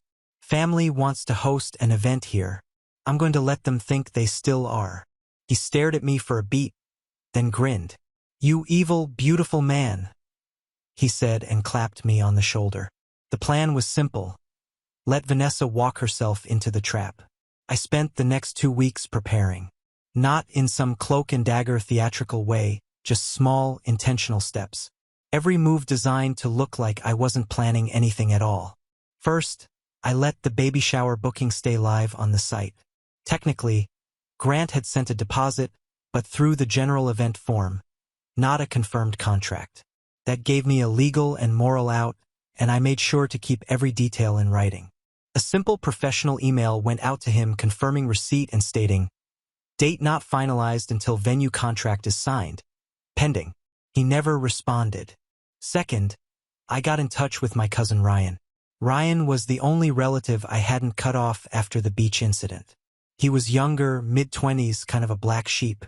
He worked freelance video editing gigs, rode a beat-up motorcycle, and showed up to every family function in band t-shirts. The kind of guy the aunts whispered about but secretly liked more than they'd admit. Ryan had seen through Vanessa years ago. He called her CEO of Fake Smiles. He also happened to owe me a favor. I'd helped him land a catering job once when he was broke. He never forgot it. Yo, he said when I called. You want me to fake crash their baby shower and confess a secret pregnancy? Because I will. I laughed. Not quite, but I do need your camera. Go on. I explained the plan. Not all of it. Just enough to make him smirk. You got it, he said. And Caleb? Yeah. Get M. Third, I did something I hadn't done in over a year. I emailed a local food journalist. Back when the restaurant was first getting off the ground, I'd sent a few press releases hoping for a little attention. Most never replied, but Jules Tran had. She ran a mid-size blog called Bite and Bright. Smart, sharp reviews, no fluff. Her write-up had brought in a solid chunk of our early clientele. I sent a short message. Hey Jules, been a while. If you're free on the 22nd, I'd love to invite you to witness something memorable. Can't say more yet. Just trust me. It's worth the trip. Caleb, she replied 6 minutes later. Now I'm curious. I'll be there. Then came the props. I called in a few favors from friends in the business, florists, bakers, even a local party planner I'd catered events for in the past. I gave them a cover story. I needed to simulate a high-end baby shower for a photography portfolio. I pay, of course. But it didn't need to be real, just look real. Beautiful but hollow. Everything from the outside would seem exactly as Vanessa envisioned it. Gold-trimmed plates, sugar-dusted pastries, hand-calligraphed name tags. I even let her choose the color scheme when she sent me a snotty, since you're still hosting this email with 4 Pinterest boards attached. Rose gold and sage green. Classic, safe. I confirmed the details with a cheerful, of course, and kept the tone polite, professional, accommodating. Let them think they'd won. And still not a word from my parents. That part stung, but it also clarified something for me. They weren't neutral. They weren't trying not to pick sides. They were comfortable being silent as long as Vanessa stayed comfortable being loud. Their silence was their choice. I wouldn't let them forget that. Finally, the last piece of the setup fell into place the night before the 22nd. Lily and I sat on the floor of our living room with markers and craft paper. I told her we were making decorations for a surprise at the restaurant. She didn't ask too many questions. She just trusted me. We made signs together, cut out little hearts, wrote messages in big block letters. She drew doodles on the corners. We laughed more than we had in weeks. When I tucked her in that night, she kissed my cheek and whispered, I like when it's just us. I stayed by her bed for a while watching her sleep. Then I opened my laptop and uploaded one file. A simple 3-minute compilation, a series of clips I'd quietly taken over the last year. Moments of Lily sitting alone at her birthday table, waving at the door, checking the clock. A shot of the untouched cake. One of her carefully setting the napkins herself. Then a few snapshots from the beach trip. Lily in her daisy sundress. Her smile fading as we're asked to move out of the photo. My hand on her shoulder. Her confused face. I added one final photo. Lily holding a drawing she made of a family. 3 stick figures. Her, me, and a heart above our heads. I titled the video The Invisible Child, and I set it to private for now. The morning of the 22nd, I arrived at the restaurant early. Tony was already there polishing glasses. Ryan came in around 9 o'clock, setting up cameras with hidden tripods, discreet and unobtrusive. Jules showed up an hour later with a small notepad and a raised eyebrow. "This is an event," she said, glancing at the flower arrangements. "But what am I looking for?" I smiled. "Just wait." At exactly 10:06 a.m., Vanessa walked in. She looked radiant in a fitted ivory maternity dress with soft waves in her hair and a smug glint in her eyes. Grant trailed behind her carrying a box of party favors. "Oh," she said, looking around. "You did go all out." I nodded. Wouldn't want to disappoint. Guests trickled in. My mom, my dad, aunts, cousins, about 20 people total. Laughter echoed. Champagne poured. The playlist was soft jazz and baby-themed pop covers. Vanessa took her throne, an oversized plush chair draped in pastel tulle, and began accepting compliments like a queen at court. Everything was perfect on the surface. What she didn't realize, what none of them realized, was that every single element of this event had been controlled. Every chair, every plate, every flower, every camera angle, and none of it was for them. The baby shower unfolded exactly the way Vanessa had envisioned, which was perfect because it made the reveal all the more satisfying. By 2:30 p.m., the room was humming with laughter and clinking glasses. The cake had been cut.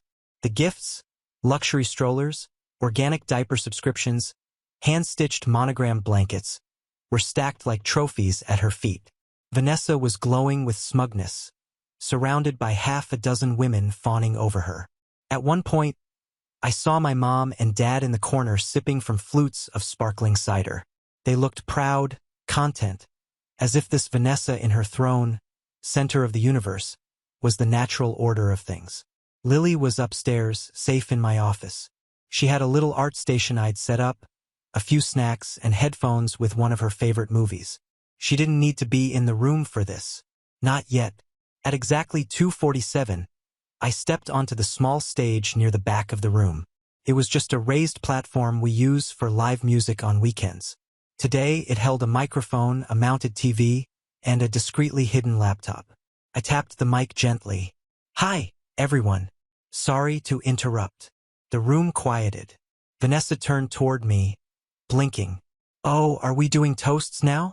"Something like that," I said, smiling politely. I saw Ryan in the corner, camera rolling. "I just want to take a quick moment," I continued, "to thank you all for coming today and to say, truly, it's been a pleasure hosting you." A few nods, smiles, someone clapped politely. "But before we continue," I said, "I thought we'd take a quick look at something. A short video, only a few minutes." I gestured to the screen behind me. Vanessa tilted her head. "What video?" I didn't answer. I just tapped the laptop. The screen lit up. It opened with soft piano music and a date in the corner. July 12th, Lily's 8th birthday. The first clip played. Lily in her birthday dress, adjusting her little handmade banner, smoothing her curls nervously. The next clip showed her sitting by the door, looking out the window, legs swinging. Clip after clip rolled, her checking the time, her staring at the empty driveway, the cake sitting untouched. A quiet sob echoed from the speakers. Her own voice, almost inaudible. "Maybe they're just late." Then came a photo of the cake, still whole, a pink candle unlit. Then the next scene, the beach house. A wide shot of the group gathered on the sand. Everyone in white and blue. Vanessa standing in the center. Then the soundbite, clear, crisp. "Actually, can we just get the immediate family for this one first? Like mom, dad, me, Grant." A still frame of Lily's confused face followed. then the image of her walking away, hand in mine. Finally, the last photo appeared. Lily alone on her bunk bed drawing a picture. 3 stick figures. Her, me, and a heart above our heads. Then the title faded in, The Invisible Child. Silence. No music. No narration.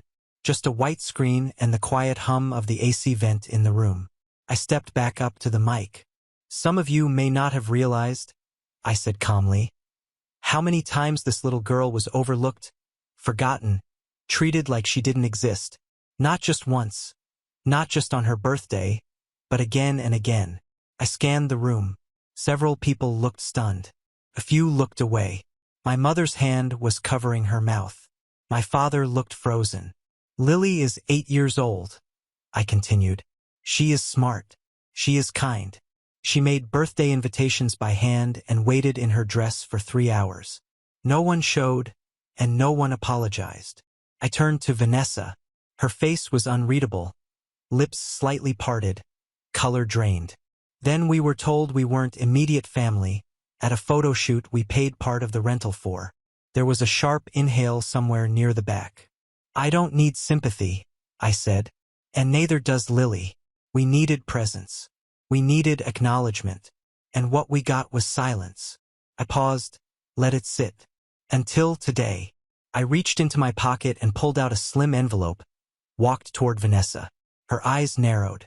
What's this? She asked. I handed it to her. Your invoice. Full catering costs, venue fee, staffing, and media production. She opened it. Her eyebrows flew up. You're charging me? I gave you the courtesy of pretending this was an event you deserved. I figured the least you could do was pay for it. She blinked rapidly. Caleb, you can't be serious. This is family. I nodded. Exactly. That's what makes it so painful. She tossed the envelope on the table. You are unbelievable. You really hijacked my baby shower to guilt trip everyone. No, I said evenly. I hijacked it to tell the truth and to make sure my daughter never again feels like she has to earn the love of people who were supposed to give it freely. Grant finally spoke, voice low. This is out of line, man. I turned to him. You paid a deposit. You didn't sign a contract. I kept the event live to honor your booking, but I'm under no legal obligation to waive the full costs. You want to fight it, you can. I have everything in writing. Vanessa was fuming now. You think anyone's going to come back here after this? You think humiliating your family in front of everyone is going to help your little restaurant? I smiled gently. You're right. I turned to the crowd. I don't expect everyone to understand or approve. But if even one person here sees Lily a little differently now, if even one of you chooses not to be silent next time, you're welcome at my table. If not, well, then I guess this restaurant just got a little quieter. I walked off the stage. The silence was deafening. And then Ryan clapped. Slow, deliberate. Then Jules, then a couple of others. By the time I reached the kitchen, half the room was applauding. The other half was staring holes into their napkins. I didn't care either way, because Lily was waiting for me upstairs. When I walked into the office, she looked up from her drawing. All done. I nodded. All done. Can I come down now soon? I said, just need to clear a few things.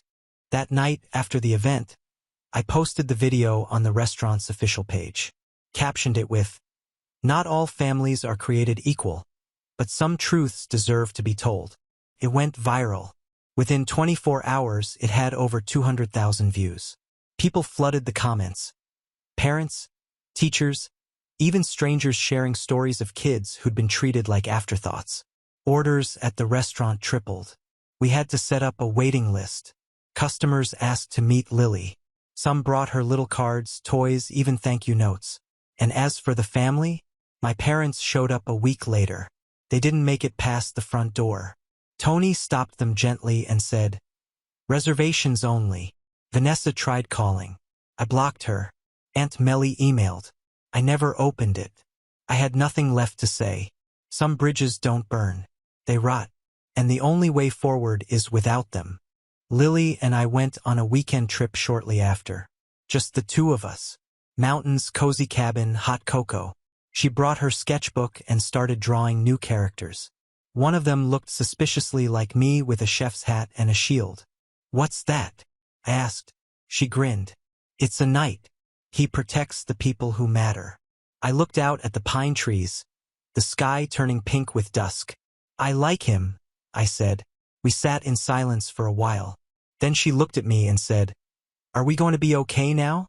I nodded. "We already are." And that was the last time I ever let someone treat my daughter like she was invisible. Now on to the next story. Story 4. My name's Arthur. I'm 34. And if you had told me a year ago that my own brother would turn my mother's funeral into a circus of greed, I would have laughed it off as some twisted joke.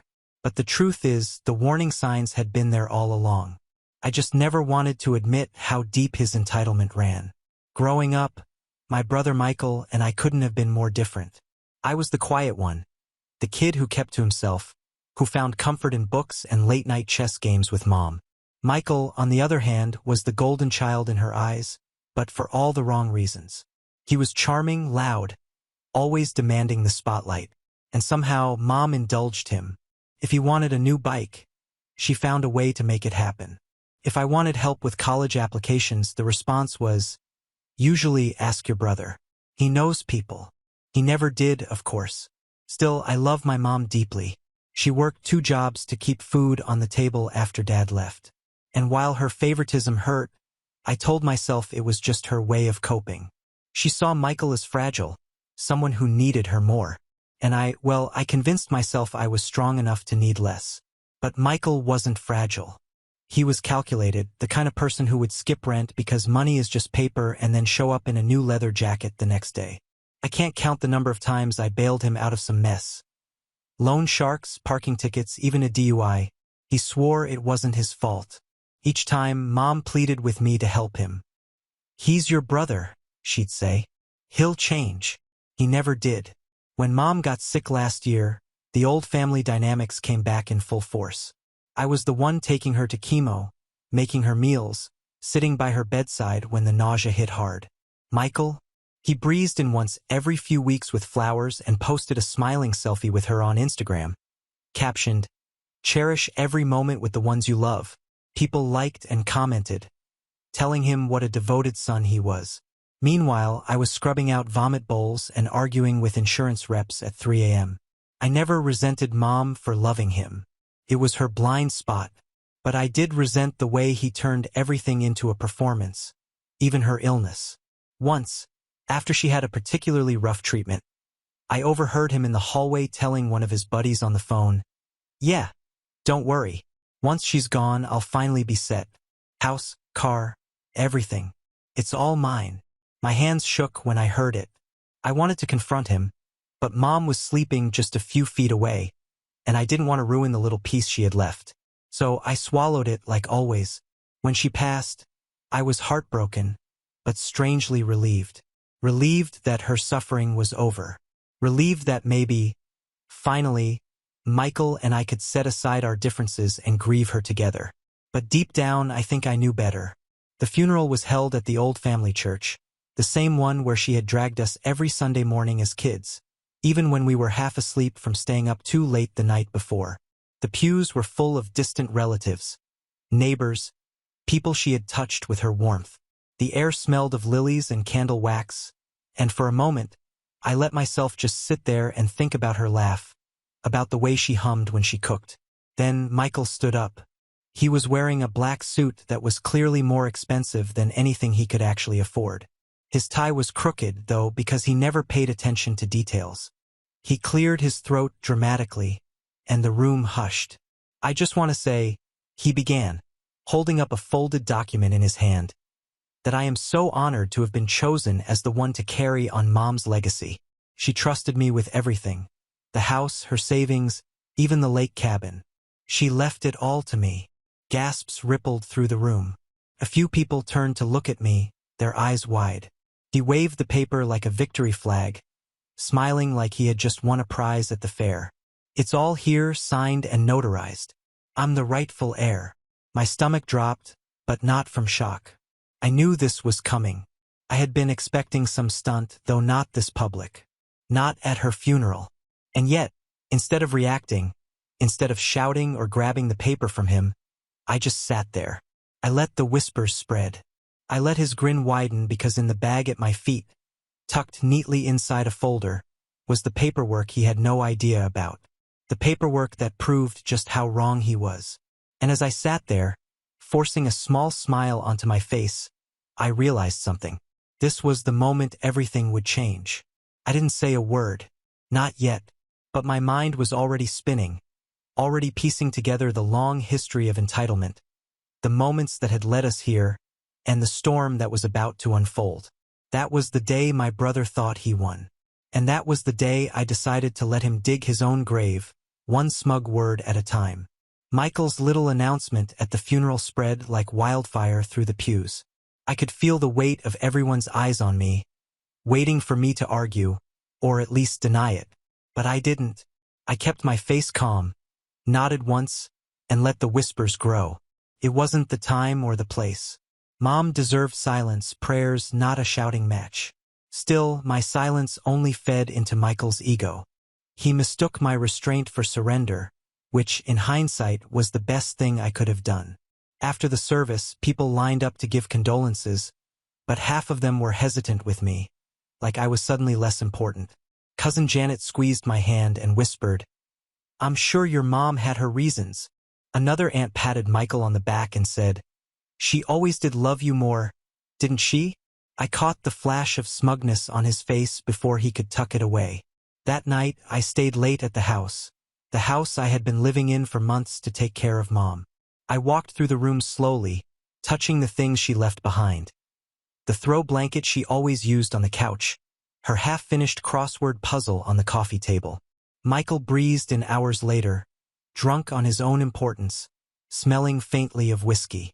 "You can pack your things whenever," he said casually, tossing his suit jacket over the chair like he already owned the place. "I'll give you a week, 2 if you ask nicely." I turned to face him, biting back every angry word that wanted to spill out. "This is Mom's house," I said quietly. He grinned, holding up that paper again like it was a golden ticket. "Correction, it's my house now. She wanted me to have it. She knew you'd just waste it like everything else." The audacity of it hit me like a punch, but again I said nothing. I wanted him to believe he was untouchable, that arrogance was his weakness, and I needed it to grow unchecked. Over the next few weeks, the favoritism and manipulation came back in full force, stronger than ever. Relatives started calling me, not to check in on how I was coping, but to tell me I should respect Michael's wishes. Aunt Linda even said, "He's your older brother. You should be happy he's taking responsibility." Taking responsibility? Those words almost made me laugh. Michael hadn't taken responsibility for anything in his entire life. Meanwhile, he wasted no time playing the role of king. He invited friends over to Mom's house, giving them tours of what he claimed was his new property. I came home one evening to find beer cans scattered across the living room and someone's muddy footprints across Mom's favorite rug.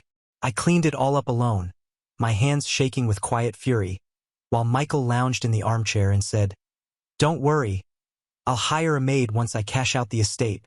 He started making comments about selling the place, too. "Market's hot," he'd say, scrolling on his phone. "I could get top dollar. Maybe buy a condo downtown, something with a view." He never once said we. It was always I. And through it all, he paraded that document around. He showed it to relatives at Sunday dinners, to his friends, even to the pastor who had led Mom's service. Each time, he looked at me with this smug little smirk, daring me to contradict him. But I didn't. I just nodded and let him keep digging. The breaking point, at least for me, came when he started going through Mom's things. I walked into her bedroom one afternoon to find him rifling through her jewelry box, slipping her favorite necklace into his pocket. "What are you doing?" I asked, my voice sharper than I intended. He shrugged. "What? It's mine now. Besides, you never cared about this stuff anyway." That necklace wasn't just jewelry. It was the one she wore to every important event, from my high school graduation to her last chemo appointment. Seeing it vanish into his pocket lit a fire in me I hadn't felt in years. My nails dug into my palms. But I forced myself to breathe, to let it go for now. Because while Michael thought he was winning, thought he had the entire family fooled, I had the real paperwork. And every time he waved his so-called inheritance around, every time he disrespected Mom's memory or treated me like I was nothing, it only made what was coming more inevitable. The tension in the house grew unbearable. We couldn't share a meal without him bragging about how he was going to renovate his kitchen or rent out his guest room for extra income. Friends stopped by less often because they didn't want to get caught in the crossfire. But I stayed. I stayed because I needed to see how far he'd push it, how blind he'd become to his own arrogance. And then, one evening at a family gathering, he insisted on hosting in Mom's house. He took things one step further. He stood up in front of everyone, raised his glass and said, "To Mom for trusting me to carry the family legacy, and to Arthur for, well, for being a good sport about it all." The room laughed politely, but I felt the sting of every word. He was no longer just claiming victory. He was mocking me in front of everyone. I lifted my glass too, forcing a smile. But inside, something shifted. I knew then that the storm wasn't far off. And I knew Michael had no idea what was coming. Michael's toast at that family gathering stuck with me like a thorn under my skin. For the next few days, I replayed it in my head, hearing the smugness in his voice, the way the relatives chuckled along like his words were harmless banter. But underneath that laughter, I felt something shift. It wasn't just that he was mocking me. It was the way he was rewriting our mother's story to suit his own narrative. Mom hadn't raised us to tear each other down. She had believed in unity and family. And yet, here was Michael, turning her memory into a stage for his arrogance. A week later, the betrayal came crashing down in a way that left no room for doubt. It was a Saturday morning. I had gone out early to run errands, just trying to clear my head. When I came back, there was a for sale sign staked in the front yard. Bright red, bold letters, impossible to miss. My heart stopped when I saw it. I rushed inside, and there he was, leaning against the kitchen counter with a coffee in one hand and his phone in the other, grinning like a man who had just struck gold. "Oh, hey," he said casually, as if nothing was out of the ordinary. "You see the sign? What did you do?" My voice cracked as I spoke, the weight of it all hitting me at once. He waved his phone at me. "Relax. I called a realtor. Got a great deal lined up already. With the market this hot, I could have this place sold in a month. Easy money. This isn't just a house, Michael. This is Mom's home. You can't just—" "Yes, I can." He cut me off, his grin widening. "Because it's mine. She left it to me. You don't get a say." I stood there staring at him, struggling to find words. The thought of strangers walking through the living room where Mom and I had spent nights watching old movies, of her bedroom being emptied and painted over, was unbearable. It wasn't just a betrayal of me. It was a betrayal of her. He wasn't done, though. He had to twist the knife. "Honestly," he said, sipping his coffee, "it's for the best. You're too sentimental, Arthur. You'd probably keep the place like some kind of shrine. Mom wouldn't want that. She'd want me to move forward, to enjoy life. And I will." I clenched my fists at my sides, forcing myself not to explode. He had no idea what Mom truly wanted. No idea of the conversations we had late at night when she thought she might not make it through another round of chemo. No idea of the promises she made to me about what she wanted to happen when she was gone. Then he pulled out another surprise. He slid an envelope across the counter toward me. "Oh, by the way, since you've been staying here rent-free all this time, I figured it's only fair you contribute before I sell. 2 months' rent. Consider it helping me with expenses." I stared at the envelope, then back at him. He was serious. He wanted me to pay him rent for living in the house where I had taken care of Mom, where I had cooked her meals and carried her up the stairs when she was too weak to walk. Something inside me cracked then. Not loudly, not in an explosion of anger. It was quiet, cold, like ice settling into my veins. He looked at me, waiting for me to argue, to fight back. Instead, I picked up the envelope, folded it neatly, and slid it back into his pocket. "Keep it," I said softly. "You'll need it more than I will." He smirked, thinking he had won again. "Glad we're on the same page." But he didn't see the shift in my eyes. He didn't hear the quiet vow forming in my mind. This wasn't just arrogance anymore. This was a line crossed. Selling the house wasn't about money. It was about erasing everything that mattered, everything Mom had left behind. That night, I sat in my room staring at the folder in my bag. The real paperwork. The truth. The one thing Michael hadn't counted on. My hands trembled as I touched it, not from fear, but from the weight of what it meant. Michael thought he held all the cards. But soon he was going to learn just how wrong he was. And for the first time since Mom's passing, I felt something other than grief. I felt resolve. The days after Michael planted that for sale sign felt like a slow collapse. Every morning, I'd step outside, see it staked in the yard like a scarlet letter, and feel my stomach knot. Neighbors would stop by, some with kind words, others with nosy questions. "So, you're moving soon?" one asked as if it was already decided. I forced a smile, but inside I was unraveling. Michael reveled in it. He strutted around the house like a landlord inspecting his property. He hosted open houses without even telling me, parading strangers through the rooms where Mom's scent still lingered. I'd come home from work to find people wandering through the kitchen, pointing at the cabinets, asking what kind of countertop upgrades would add value. One woman even sat on Mom's old couch like she was testing it out. And when I told her politely it wasn't for sale, Michael chuckled and said, "Ignore him. He's sentimental."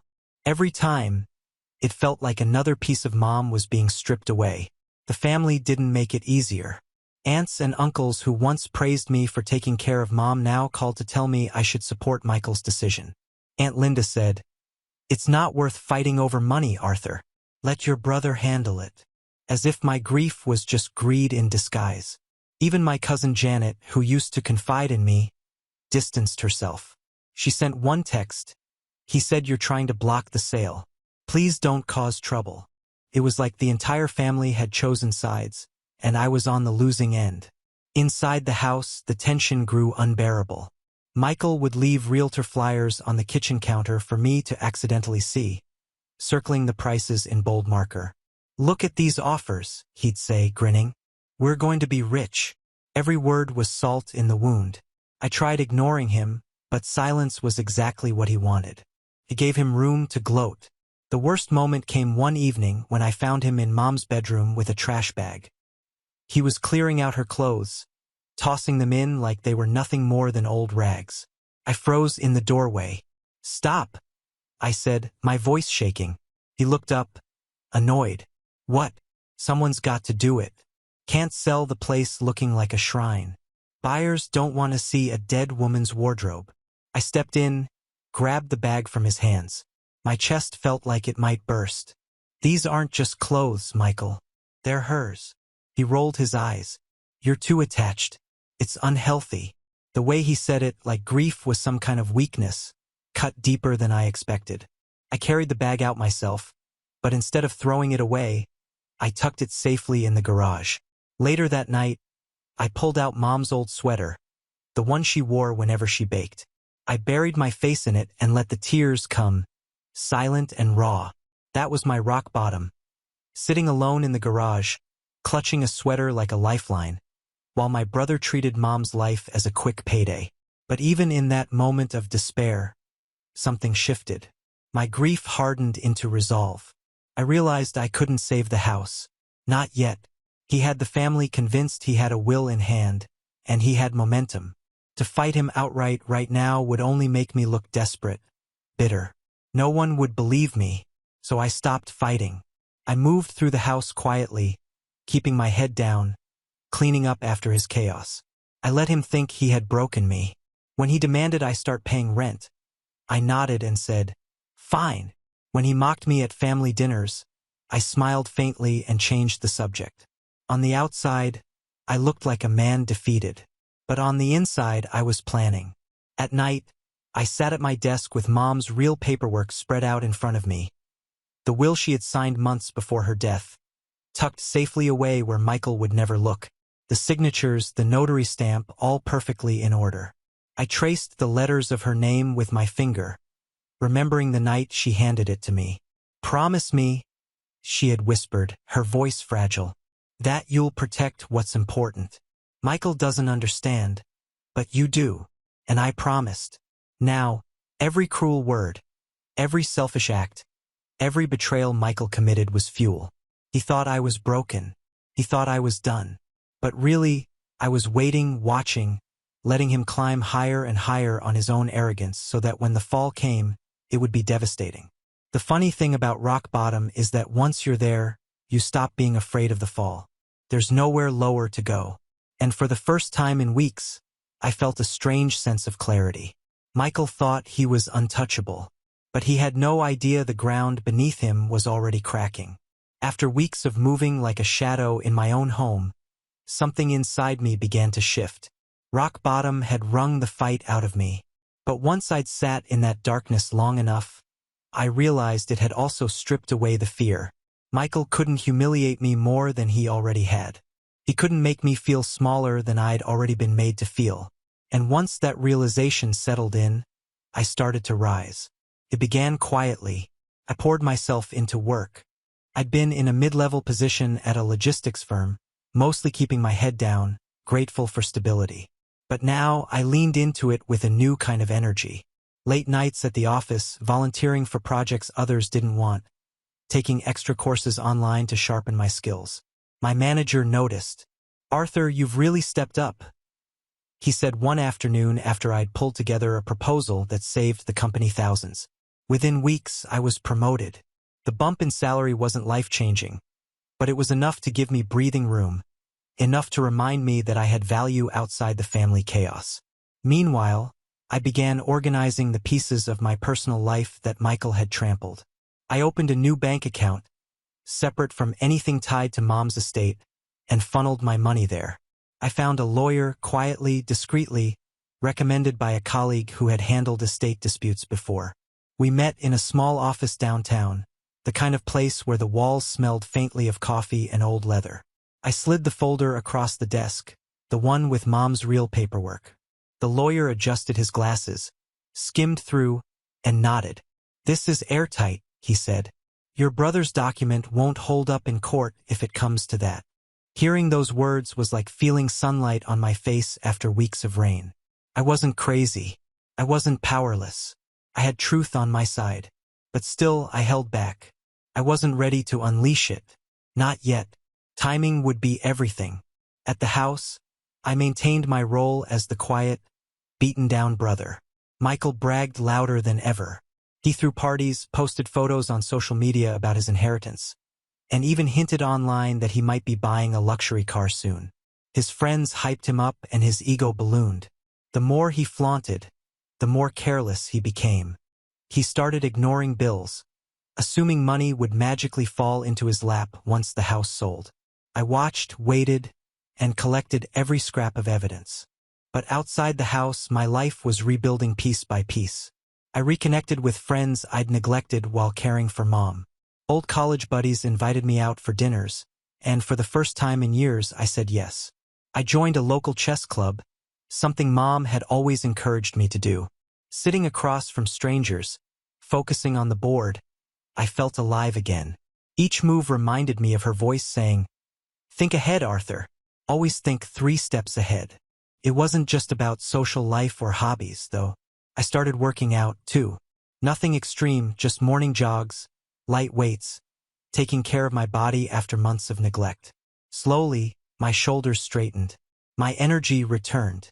People at work and even acquaintances began to notice. One colleague said, "You look different, like you're carrying yourself taller."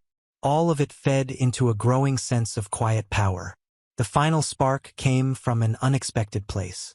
One evening, while cleaning out boxes in the garage, I found Mom's old journals. Neat, handwritten pages filled with her reflections. On one page, she had written, "I worry about Michael. He's lost in his own world. But Arthur understands. He'll protect what matters." I sat there for hours rereading those words, tears in my eyes. They weren't just words. They were validation. Proof that she had seen me, truly seen me, even when I felt invisible. With that, my resolve crystallized. Michael thought he had me cornered, that he could erase me and cash in on Mom's memory. But in reality, I was rising financially, emotionally, and strategically. I was no longer the brother who swallowed his pride and stayed quiet. I was becoming the brother who would take everything Michael thought he owned and dismantle his fantasy piece by piece. And the best part? He didn't even notice the change because he was too busy gloating, too busy flaunting, too busy living in the illusion of his victory. All the while, I was 3 steps ahead. By the time autumn rolled in, the house felt less like a home and more like a stage for Michael's ego. He was holding louder parties, bragging about bigger offers, even going so far as to measure the walls as if renovation crews were already lined up outside. But while he measured ceilings and daydreamed about penthouse condos, I was measuring something else. His blind spots. At work, my promotion gave me not only better pay but also new connections. Our company had a division that dealt with real estate logistics, and through casual conversations over coffee, I picked up on how property sales really worked. I learned about liens, title searches, escrow accounts, the kind of details Michael had never bothered to understand. The more I absorbed, the clearer it became. My brother's entire plan was built on the flimsiest foundation. He had no idea how complicated the process really was.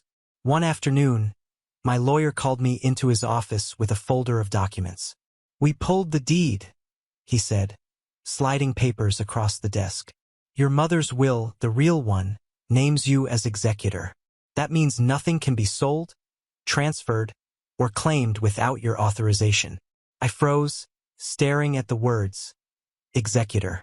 Not Michael. Me. The power wasn't just theoretical.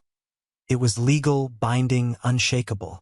My brother could wave his forged document in the air until he was blue in the face, but in the eyes of the law, he had no control.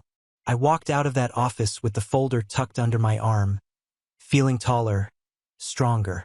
It was like carrying a weapon no one else could see. And I wasn't just armed with paperwork.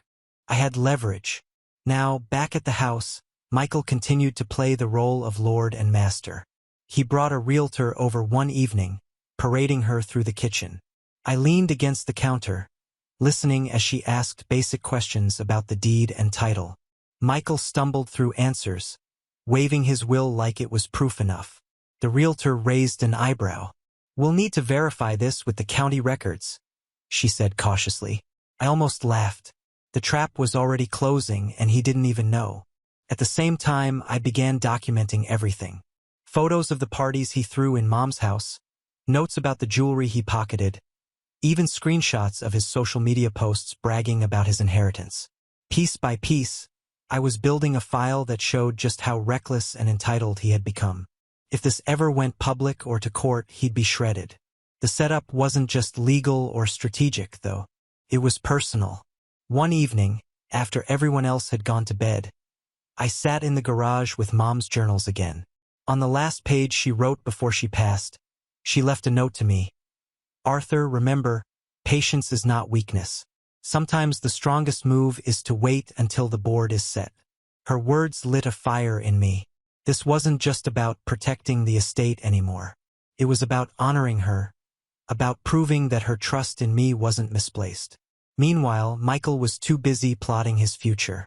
He bragged to his friends about the cars he would buy, the vacations he would take. One night, I overheard him on the phone with a dealer asking about a down payment for a BMW he had no way of affording. He was counting money he didn't have yet, stacking his fantasies higher and higher, and I let him because the higher he climbed, the harder the fall would be. The final piece of the setup came unexpectedly. I was at the county clerk's office finalizing paperwork with my lawyer when the clerk leaned over and said, "Funny thing, your brother submitted a will last month. We flagged it. The notary listed doesn't exist." That was it. The crack in his armor I had been waiting for. Not only did I have the real will, but now I had proof his was fraudulent. I walked out of that office with a calm I hadn't felt in months. The stage was set. I had the law, the evidence, the patience, and most importantly, the truth. Michael thought he was playing a game of checkers, but I was playing chess, and the board was almost ready for the final move. The night before everything came to a head, I barely slept. I lay awake in my room, staring at the ceiling, rehearsing every possible reaction, every smug line Michael might throw at me. My chest was tight, but it wasn't fear. It was anticipation. Months of humiliation, silence, and patience had led me here. Michael had scheduled what he proudly called a closing celebration. He invited the realtor, a few friends, and even some family over to the house, claiming he'd finalized everything and was about to be a rich man. I didn't argue, didn't warn him, didn't stop it. I just told him I'd be there. The next evening, the living room was full of chatter and clinking glasses. Michael was in his element, pacing around with a drink in hand, telling anyone who would listen about his plans for his windfall. The deposit hits next week, he boasted. And then it's goodbye to this old dump. Hello? Downtown skyline view. Laughter rippled around the room. He was glowing with self-importance. I sat quietly in the corner, folder on my lap, watching. My heart pounded, but my face stayed calm. I let him talk, let him build himself up higher, until finally the realtor cleared her throat. Michael, she said, glancing at her notes. We've run into an issue with the deed transfer. It seems your name isn't listed anywhere. Legally, you don't have authority to sell this property. The room went silent. Michael chuckled, waving his forged will like it was a magic wand. No, you must be mistaken. I've got it all right here, signed and notarized. That was my cue. I stood slowly, smoothing the folder in my hands, and stepped forward. Actually, I said, my voice steady, she's not mistaken. Michael turned to me, irritation flashing in his eyes. Stay out of this, Arthur. You don't know what you're talking about. I opened the folder and pulled out the real paperwork, placing it on the coffee table with deliberate care. This, I said, tapping the notarized will with Mom's signature, is the actual will, the one Mom signed months before she passed. Verified, filed, and naming me as executor. Gasps filled the room. The realtor leaned over, eyes scanning the document, then nodded slowly. This is legitimate. This is binding. Michael's face drained of color. He snatched up his will, waving it desperately. No, this is the one. She left it to me. The realtor shook her head. The notary on your document doesn't exist. This won't hold up in court. I locked eyes with him then, calm and steady. You paraded that paper around, mocked me in front of family, trashed Mom's house, and thought you'd get away with it. But the truth was always going to catch up with you. The silence was heavy.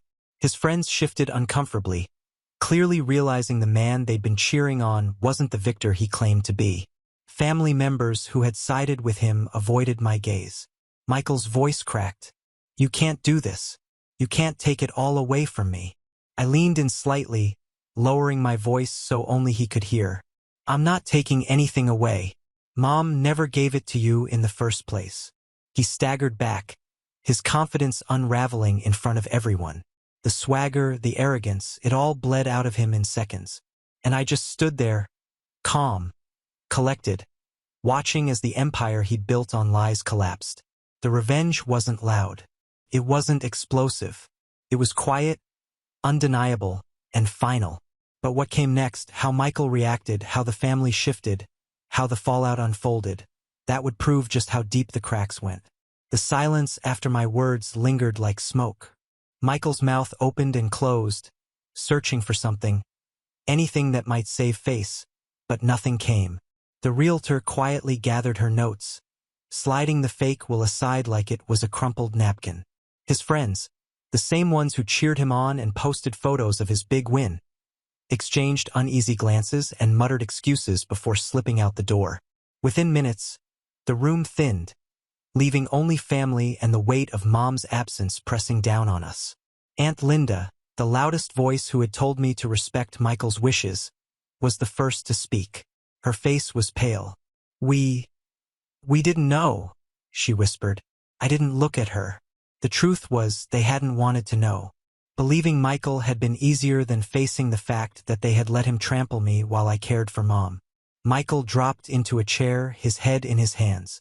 This isn't fair, he muttered. She always loved me more. She wanted me to have it. You can't just. She loved both of us? I cut in sharply. My voice surprised even me.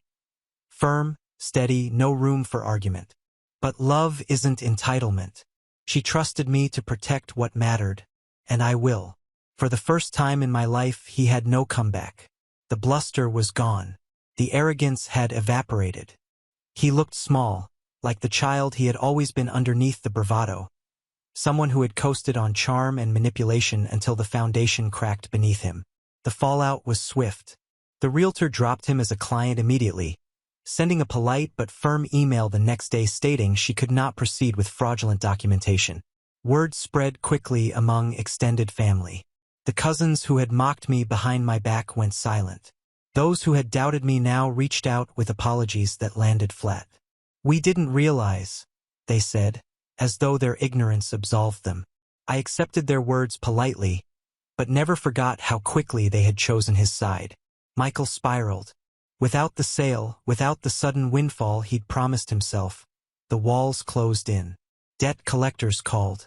The luxury car he had bragged about turned out to be a lie. The dealership had canceled the deal. When his financing fell through, friends who once tagged along to his parties vanished when the free drinks and promises dried up. He drifted, aimless and bitter, his world reduced to shadows of what he thought he deserved. As for me, life didn't suddenly become easy, but it became mine. I stayed in Mom's house for a while, not because I wanted the bricks and wood, but because it felt right to honor her space. I fixed it up slowly, repainting walls, restoring the garden she had loved, framing one of her journal entries, and hanging it in the hallway. Every improvement wasn't just for me. It was for her and the family. They learned to see me differently, no longer the quiet one they could overlook, no longer the shadow next to Michael's spotlight. At gatherings, people turned to me for steadiness, for the calm voice of reason. Not because I sought it, but because I had proven that strength wasn't in shouting the loudest. It was in patience, in letting truth speak for itself. One evening, months later, I stood in the backyard under the fading light, holding Mom's old sweater, the one I'd clung to at my lowest. I breathed in its faint scent, now mixed with time and memory, and felt a peace I hadn't known in years. Michael had once sneered that I was too sentimental, too attached. But he was wrong. Sentiment wasn't weakness. It was connection. And connection was what he had never understood. I looked at the house behind me, the lights glowing softly through the windows, and thought of her words in that last journal entry. Patience is not weakness. Sometimes the strongest move is to wait until the board is set. The board had been set. The game had been played. Now on to the next story. Story 5. They forgot my birthday, but remembered to charge me for a family trip I wasn't invited to. $3,100. Your share of lodging and flights. I sent back $1 and the message, wrong passenger. Then I froze every linked card, blocked all transfers, and sent one email to customer support. Their complaint hit a wall. The platform replied, primary account holder authorized the lock. I smiled and logged out. They didn't forget to send me a $3,100 bill for a vacation I wasn't invited to. But they forgot my 40th birthday like it never existed. Not a text, not a call, not even some lazy happy birthday in the family group chat. 40 years old, nothing. For decades, and I was worth less than a mass email with a spreadsheet. It landed in my inbox on a Monday morning. Subject line, final cost for Cancun trip. My brother, Nate, sent it. He didn't even bother to BCC. I saw every name copied in. Mom, Brittany, her husband, even my cousin Leo, who I hadn't spoken to in years. Attached were PDFs of flight itineraries, villa booking confirmations, restaurant reservations, snorkeling packages. 10 days of sun, tequila, family dinners, and beach photos. They all went. They all knew. No one thought to tell me except now they were remembering me for one reason. At the bottom of Nate's email, in bold, Jackson, your share for accommodation and flights is $3,100. Please send by Friday. No, hey, sorry you missed it. No, wish you could have come. Just a total assumption I'd pay my portion like always. I'd been the family wallet for years. Groceries, Rent shortfalls, car repairs, overdraft bailouts. I paid it all because it was easier than the guilt trips, easier than the whining. They got used to my money showing up without having to ask. So, when they planned a family trip without me, it didn't even cross their minds that I wouldn't still be the one funding it. I sat there reading it over and over. The tone was so casual, like it was just a routine transaction. I didn't reply. I opened my banking app, transferred exactly $1 to Mom's account, labeled it contribution, and closed the app 5 minutes later. Brittany texted me. Just 2 words. Wrong passenger. That was it. That was the moment I knew something had shifted permanently. There was no mistake, no oversight. I hadn't slipped through the cracks. I'd been left out on purpose, but they still wanted the money. I opened every shared account. I froze every card tied to their names. No more grocery deliveries to Mom's house. No more auto payments for Nate's car insurance. Brittany's kids' tablets. Cut off. I even shut down the family Hulu subscription. I logged into the master account and wiped every linked device. Then I sent one email to the bank's customer support. Please revoke all shared access and freeze all connected cards. I am the primary account holder. Within the hour, I got a confirmation. All requests have been completed. Linked accounts are disabled. The missed calls started around lunchtime. First Mom, then Nate, then Brittany, then again, then again. I didn't answer. I let them pile up. One after another. Voicemails, too. I didn't listen to a single one.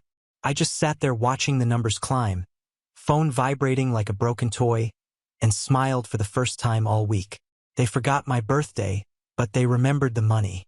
Let's see how they do without both. The silence was louder than the usual noise. No requests, no group chat chaos. No Brittany whining about the cost of organic milk or Nate asking if I could spot him till Friday. Nothing, just dead air. By the 4th day, the absence of their dependency started to feel like fresh air. My phone was quiet for once, not vibrating with some emergency that always conveniently ended with my bank routing number. Brittany cracked first. She didn't call. She sent one of those long, performative voice notes. I didn't listen to it. I just watched the little waveform bounce as I deleted it. 10 minutes later, the text came in. We didn't think you'd want to come. It was so last minute. We thought you were busy. You're always working. No apology, just excuses shaped to sound like compassion. Then, it was just a trip. That one made me laugh. 10 days in Cancun, 2 beachfront villas, catered dinners, a private boat day, and somehow I wasn't worth a text. I wasn't worth a head count, but I was expected to pay anyway. I didn't answer. I didn't block anyone either. I wanted them to feel the read receipts. The silence was part of the reply. A few days passed before Nate tried. He didn't bother with fake pleasantries. He sent a screenshot of his suspended gym membership. Then just, "Was that you?" I didn't reply. I didn't need to. Mom called 6 times in one afternoon. No voicemail. Just rapid-fire calls like I'd broken something sacred. Like I was the problem now. As if they hadn't chosen to leave me out. As if this wasn't the result of years of using me like a debit card that never declined. That night, I got a grocery delivery notification, but it wasn't to my place. It was to Mom's. She placed the usual order using the frozen card. It was declined. The whole order canceled at checkout. An hour later, she showed up at my door. I watched her through the peephole. She looked confused, like she couldn't process that her key card didn't work, that the magic lifeline had been cut. She rang the bell twice and stood there with one of those reusable shopping bags like she was the victim. I didn't answer. After 10 minutes, she left. No note, no text, just silence again.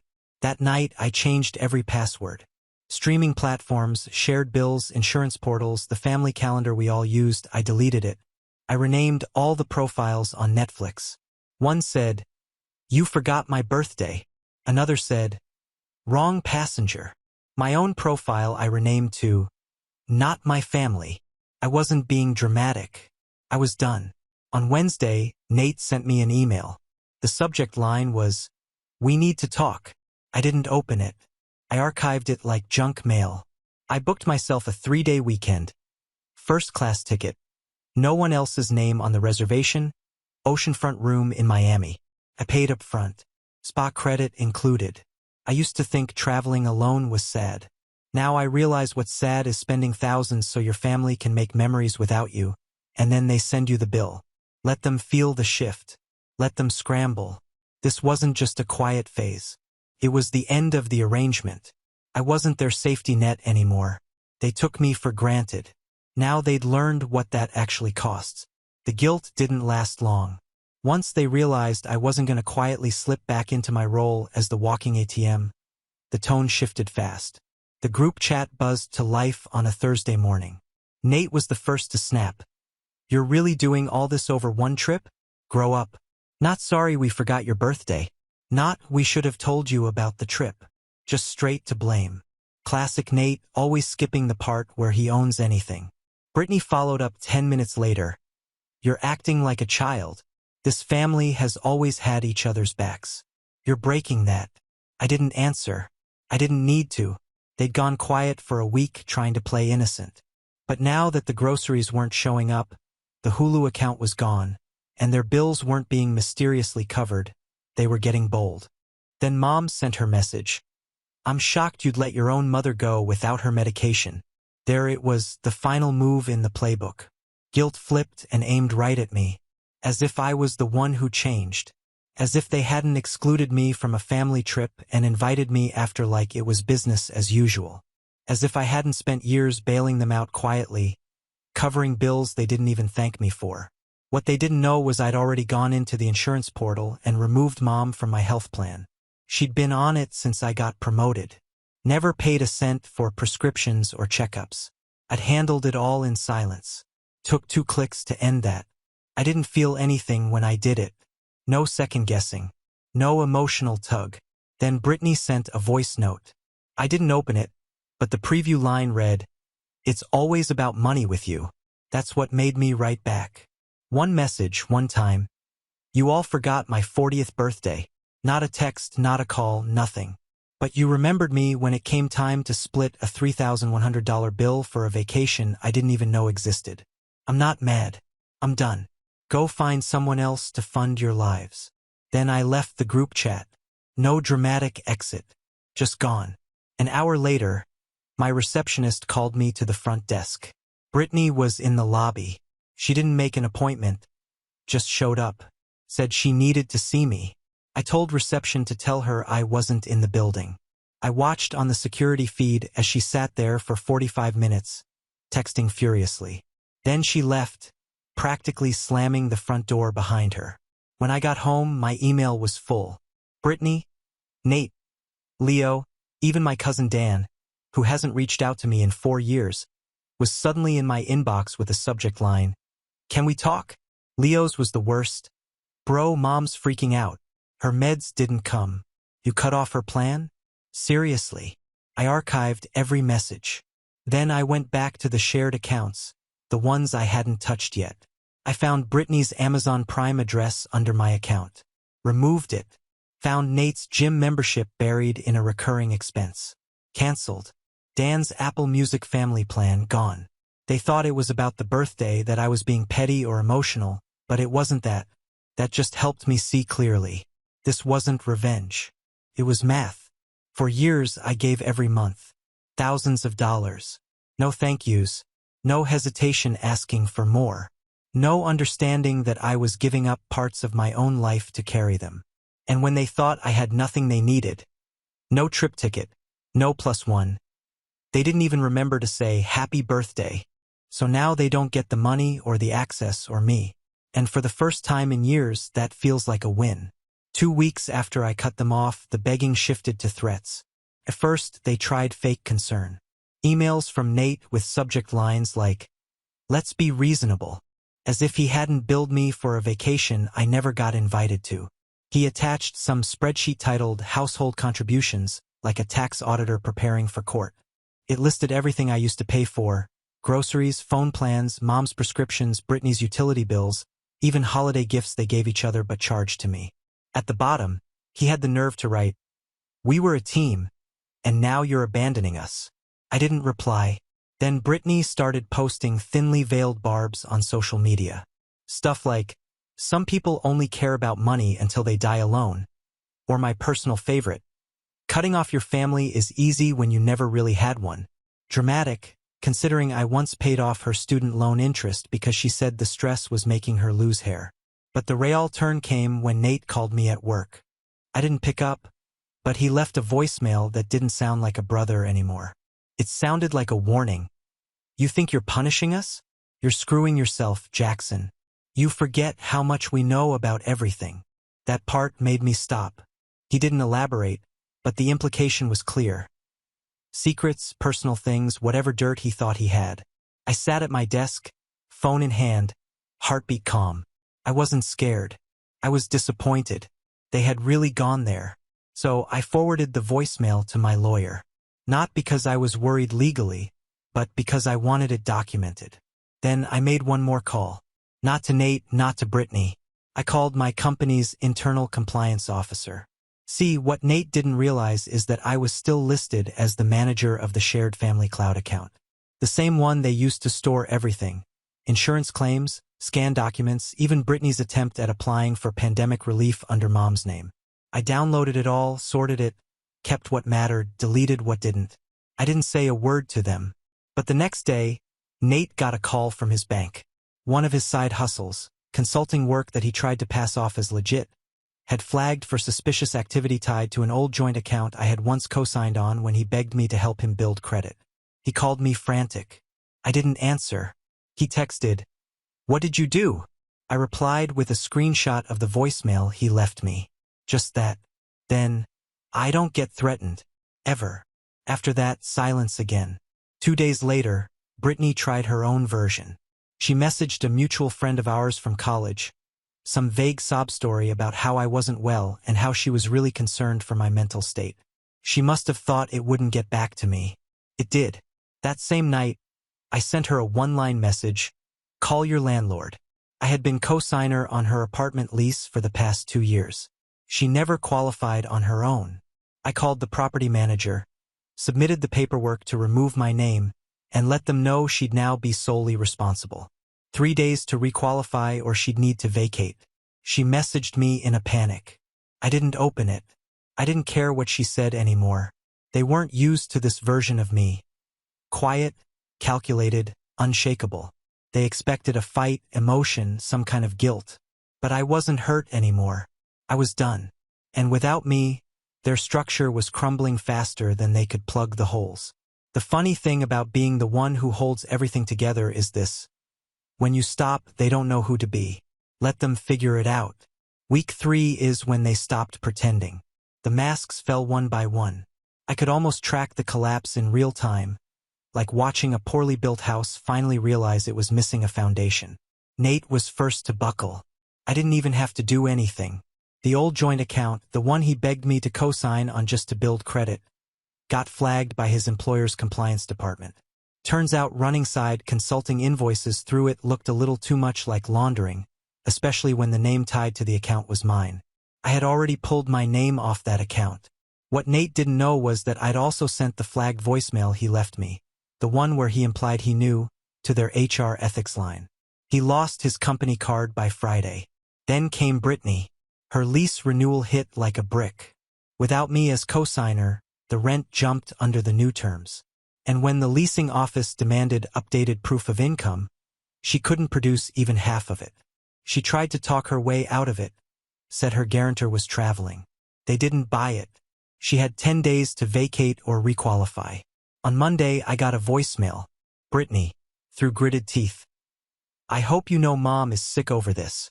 You're turning your back on your own family. It's sick. No mention of my birthday. No mention of the vacation. No mention of the fact that 2 months ago I paid her vet bill when her dog swallowed part of a phone charger. Just outrage because her lifeline stopped existing. Mom tried a softer route. She texted daily now, like clockwork. I know you're still upset. Let's sit down. We need to fix this. You've made your point. Can we move forward?" Then, a few days later, a letter arrived. Actual handwriting. A rare moment of effort, or at least the appearance of it. It was dressed up like an apology, but it wasn't.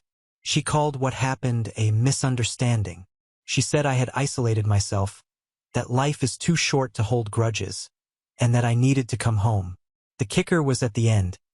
This isn't just about us anymore.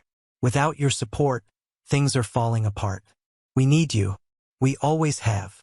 I stared at that last sentence for a while, not because it hit hard, but because it was so honest and she didn't even realize it. She wasn't asking me to come back for love. She was asking because the system broke when I stepped out. So I responded. I sent the letter back in a new envelope. No return address. I included a sticky note. You needed me. I needed a family. Looks like we both ran out. 2 days later, they came to my door. All three of them, Nate, Brittany, and Mom. Middle of the day, like this was some sort of intervention. Brittany looked like she hadn't slept. Nate had that fake composed expression he always wore when he didn't know what to say. Mom held a small gift bag, probably filled with a guilt card and stale cookies. They rang the bell once, then again. I didn't move. They buzzed the building intercom, waited, then tried again. I stood behind the blinds, watching them argue among themselves. Brittany gesturing, Nate pacing, Mom silent. After 15 minutes, they gave up. I kept standing there, even after they were gone, just to feel what it was like to watch the people who used to control my peace walk away empty-handed. That was the moment I realized something. They don't love me. They love access to me. Now that access is revoked, they don't know who to be. And that's not my problem anymore. About a month after it all started, the visits stopped. The texts slowed to a trickle. No more surprise voicemails. No more Brittany at my office or Mom outside my building. It was like they all agreed to take a step back. But not because they understood. They were regrouping. I knew the silence wouldn't last. Then on a quiet Tuesday, I got a message from Brittany. Just a photo. It was a shot of Mom sitting on the couch, wrapped in a blanket, holding an envelope. Below it, a caption. She still checks the mailbox for your birthday card. That was supposed to sting. Like I'd be guilt into regretting something I didn't cause. I stared at the message, then archived it without replying. That Friday, Nate emailed me. Short, cold. Groceries have been a real problem for Mom. She's eating once a day. We're trying, but this isn't sustainable. Think about what you're doing. I did think about it. I thought about all the years I kept the fridge full, the bills paid, the lights on. Not just in their homes, but in their lives. Quietly, without asking for anything, not even recognition. And when I needed something just once, they gave me silence. So I reminded them. I printed a birthday card, same gold-foiled 40, as the one Mom left under my door. Inside I wrote, "Happy birthday to me. You forgot." I didn't. Then I had it delivered.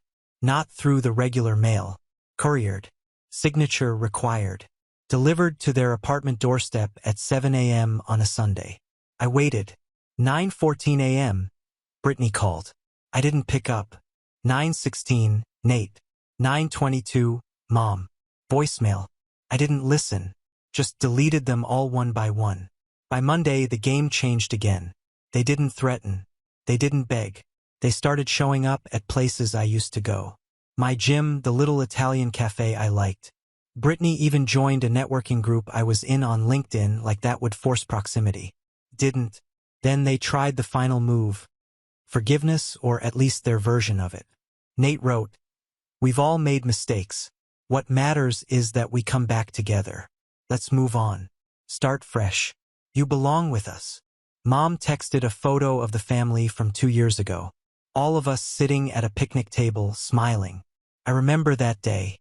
I paid for everything, including the Uber Brittany took to get there after refusing to drive. I replied to none of it.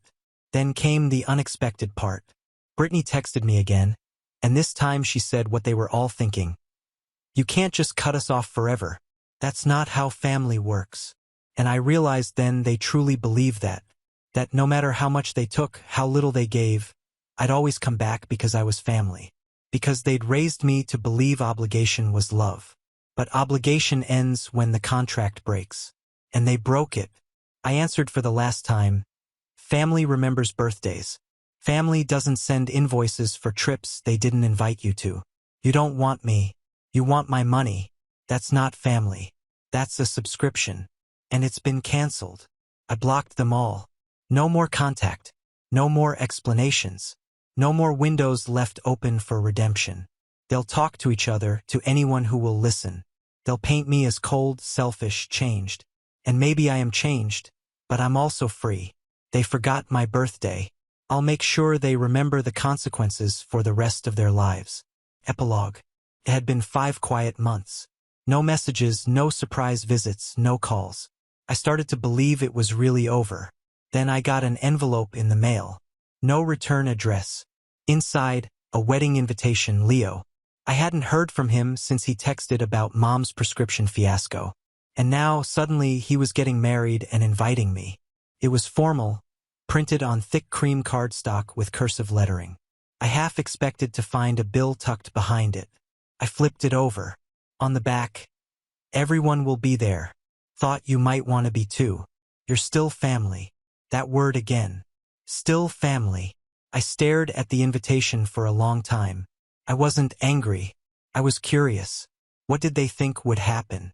That I'd show up in a suit, hug them like nothing happened, take pictures, maybe foot the bar tab again? I kept the card but didn't RSVP. 2 weeks later, I got another envelope. This one was from a law firm. It was about Mom. She had quietly tried to list me as a financial dependent on her new insurance application. The paperwork was denied, flagged, and now there was a form asking me to verify I had no financial responsibility over her medical expenses. She was trying to tie herself back to me on paper. I signed the form, not responsible. No relationship, no dependency. Not because I was cruel, but because I had to. I sent it off and waited. The next morning, I checked my email. There it was, a GoFundMe link started by Brittany. Help our mom. Unexpected health crisis. I clicked, scanned the page. No mention of me. But in the comments section, under a sea of sympathy, someone wrote, "Isn't this the son that used to support all of them? What happened?" No one answered. I closed the tab and went back to work. I'd always expected them to beg, to blame, even to smear. But I never expected this. That one day, they'd need me more than ever, and I'd feel nothing. No anger, no pity, just peace. Because this time, the silence was mine. Now on to the next story. Story 6. My brother proposed to his girlfriend using our grandma's ring, the one she promised to me. When I asked about it, my mom said, "You're not even engaged. Don't be petty." I smiled, said nothing. Just dug through the safety deposit box records. Turns out the ring was still in my name. I made one call. 2 weeks later, her finger was empty. Just like my card balance, which they used $6,000. Panic started. The first thing you need to know is that the ring on her finger was mine. Not some sentimental trinket. Not a shared family keepsake. A real ring with real value and real history. And legally, it belonged to me. My grandmother made that very clear before she died. She didn't trust anyone else to hold on to it, especially not my mom. It was in my name, in my possession, locked in a bank safe deposit box for a year after her funeral. So, when my brother dropped to one knee in the middle of our family's backyard barbecue and pulled out that ring, my ring, I thought I was hallucinating. The worst part, no one even looked at me. Not a single glance. Kevin beamed like a show pony. Megan cried. My mom started clapping before he even finished asking, and my dad opened a bottle of champagne he only brings out for holidays and career promotions. Meanwhile, I was standing 5 feet away, holding a paper plate of ribs, watching my inheritance slide onto Megan's perfectly manicured finger. Later, I asked my mom about it quietly, just the two of us in the kitchen. She didn't hesitate. "You're not even engaged. Don't be petty." I smiled. That kind of smile where your jaw tightens first. I said, "Okay," and I left. I didn't argue, didn't throw a fit, didn't cause a scene. Instead, I drove straight to the bank the next morning. I still remember the hum of the fluorescent lights in that tiny vault room. The lock clicked open, and there it was. The paperwork, certificate of ownership, insurance forms, a notarized letter from my grandmother's lawyer dated just 3 days before she passed. Every single document listed me as the legal owner of the ring. It hadn't been transferred. It hadn't been gifted to Kevin. And most importantly, there was no way he had gotten that ring legally. So how did he get it? Only one explanation. My mother had access to the deposit box. She must have taken the ring without telling me. Or more likely, she just didn't think I'd notice or care or fight back. They were wrong. I called my lawyer. We went over everything. His first question was whether I had proof of ownership. I had more than that. I had a paper trail that could bury them. Out of pure curiosity, I checked something else while we were preparing the case. My credit card statements. Kevin had used my card a couple months ago temporarily. When he and Megan were moving into their new place and were waiting on his bank to transfer funds, he'd asked nicely. I'd agreed. Big mistake. $6,000. That's how much he and Megan had spent. All while I was working double shifts trying to stay afloat during a rough patch at my job. Flights to Miami, a new dining set, a couch, clothes, even the catering for their engagement party. All charged to me. No one had said a word. That's when it all clicked. This wasn't an accident. This wasn't a misunderstanding. This was theft and disrespect and entitlement. 2 weeks later, Kevin called me. I let it go to voicemail. Hey, something weird happened. Megan's ring is missing. Did you hear anything about that? Mom said, maybe you saw it. I didn't call him back. I didn't need to because I'd already taken it back legally, and that was just the beginning. After the ring was returned to me and Kevin's panicked voicemail went unanswered, I knew the calm wasn't going to last. Sure enough, 2 days later, my phone lit up with my mom's name. She skipped right past any kind of hello. Why would you do this to your brother? Not a question, an accusation. Like I had stolen something, not reclaimed what was already mine. I told her calmly that the ring was legally mine and always had been. That Grandma gave it to me, that I had the documents, the proof, and the right. I didn't expect her to apologize, but I thought maybe she'd at least try to understand. You're punishing him for being happy. There it was. Not just a refusal to acknowledge what had happened, but a complete rewrite of the story. In her eyes, Kevin deserved happiness no matter the cost. Even if that cost was lying, stealing, and betrayal, even if it meant screwing over her other son in the process. I hung up before she could say anything else. 3 days later, I filed a formal demand for the $6,000 Kevin and Megan had charged to my credit card. It wasn't about the money anymore. It was about the principle. They had crossed the line and I wasn't going to let them keep walking. That same night, my parents called, both of them on speaker. I sat on my couch and listened as they tried to convince me to drop everything. He's your brother. He was under pressure. You know how expensive starting out is. You could afford it. They tried to make me feel selfish, like I was somehow the problem for not funding Kevin's life, not giving up what was mine so he could play house with a girl he'd been dating for 2 years and cheating on for 1. I told them they had 2 weeks to make this right before I took it to court. They didn't believe me, so I filed. What followed was 3 months of bitterness wrapped in legal formalities. Court dates, emails from lawyers, awkward silences at family gatherings I didn't attend. My mom tried calling again, this time more desperate than angry. She said things like, "We're a family and you're tearing us apart." Like this wasn't entirely of their own making. They assumed they'd win, that a judge wouldn't take it seriously, that the ring was just sentimental and I'd look petty trying to claim it in court. But Grandma wasn't stupid. She had everything documented. The will, the insurance, the letter she wrote with her shaky handwriting about why she chose me and not Kevin. It all held up in court. The judge ruled in my favor. The ring was returned to me officially and legally. Megan had already stopped wearing it weeks before.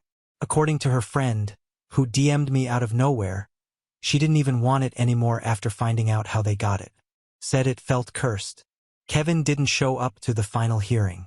He couldn't. His apartment was already gone by then. Turns out he wasn't just relying on my card. He was behind on rent, too.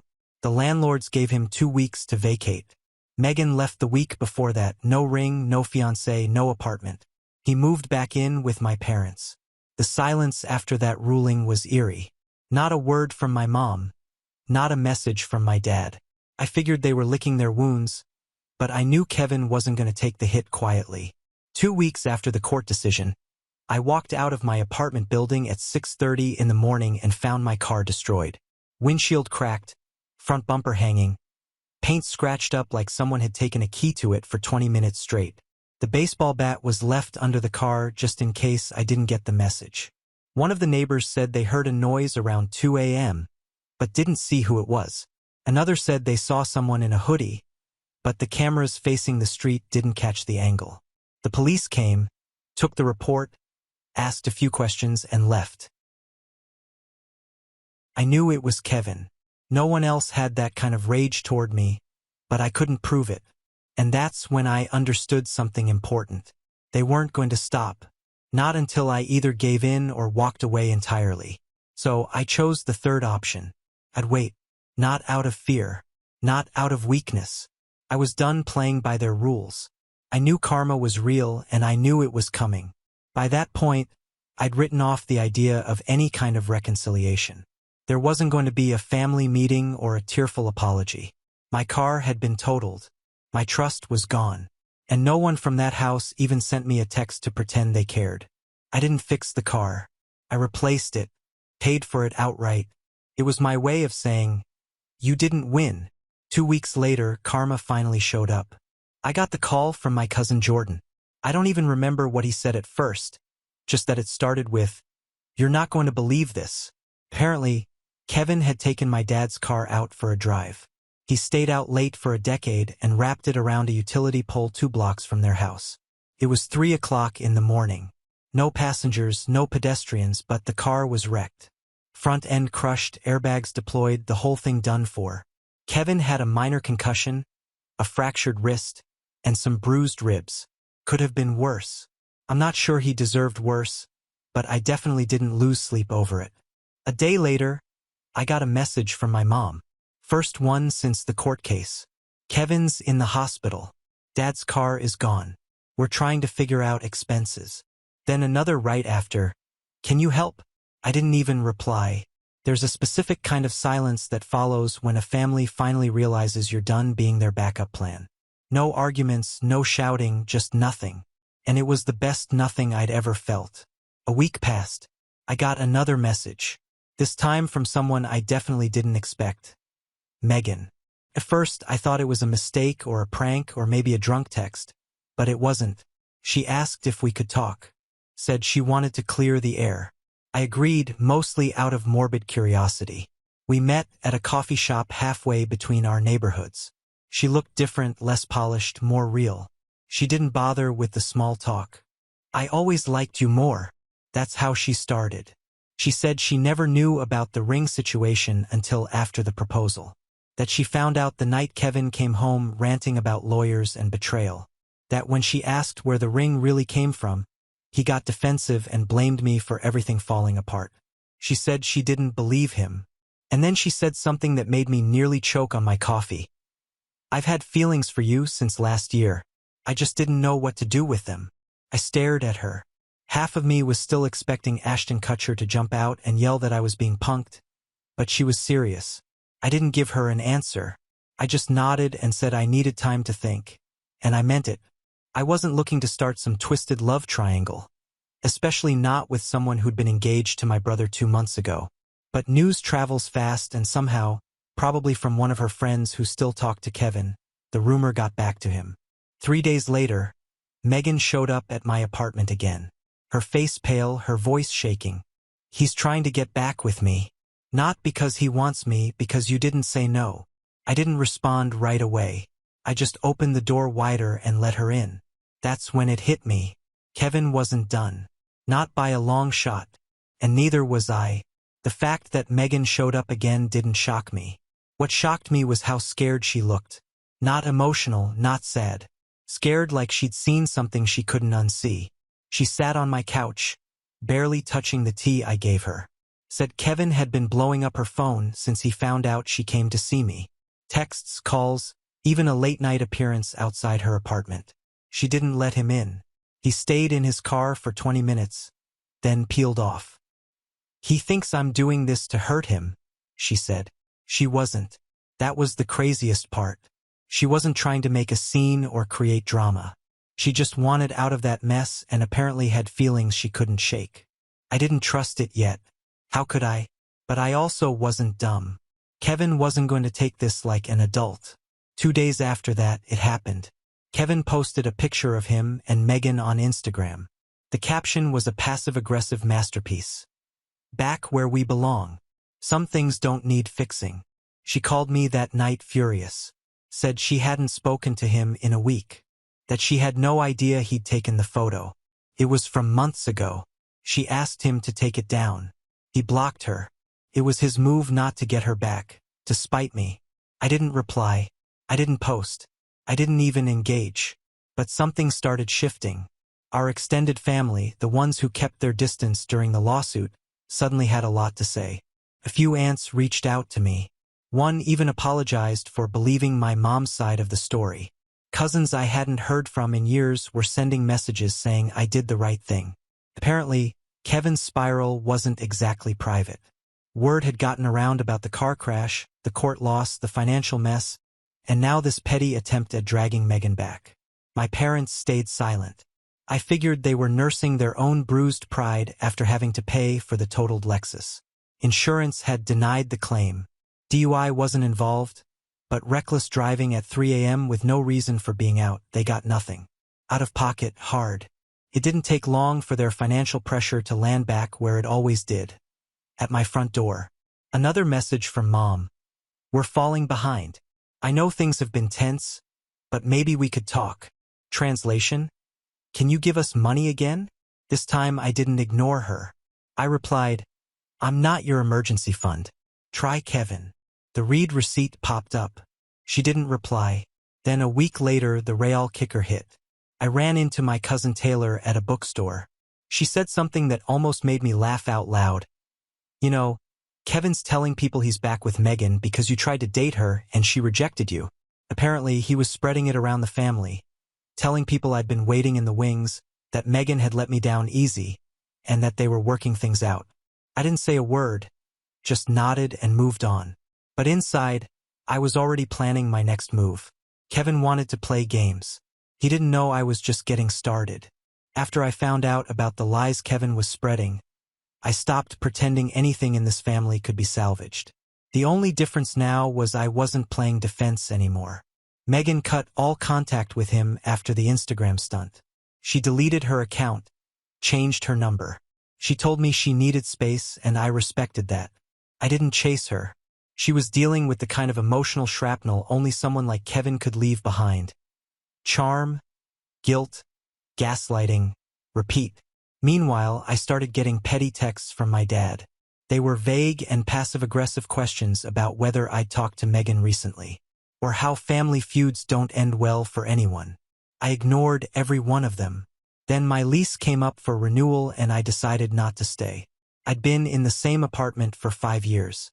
It was fine, safe, quiet, but dull, and I needed a change. So, I found a condo on the other side of town, brighter, bigger, with actual sunlight and a second bedroom I didn't need, but wanted anyway. The day I moved in, I got a knock on the door from someone I hadn't seen in person since the court case. My dad. He stood there like it was completely normal, holding a paper bag with 2 fast food burgers inside. We should talk.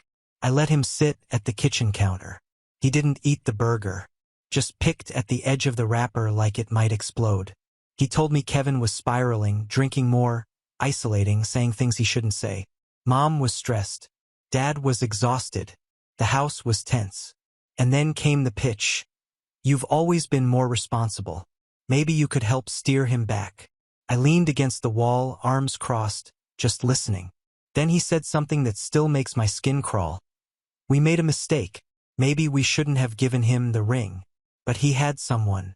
You didn't. Like that made it okay. I didn't kick him out. I didn't yell.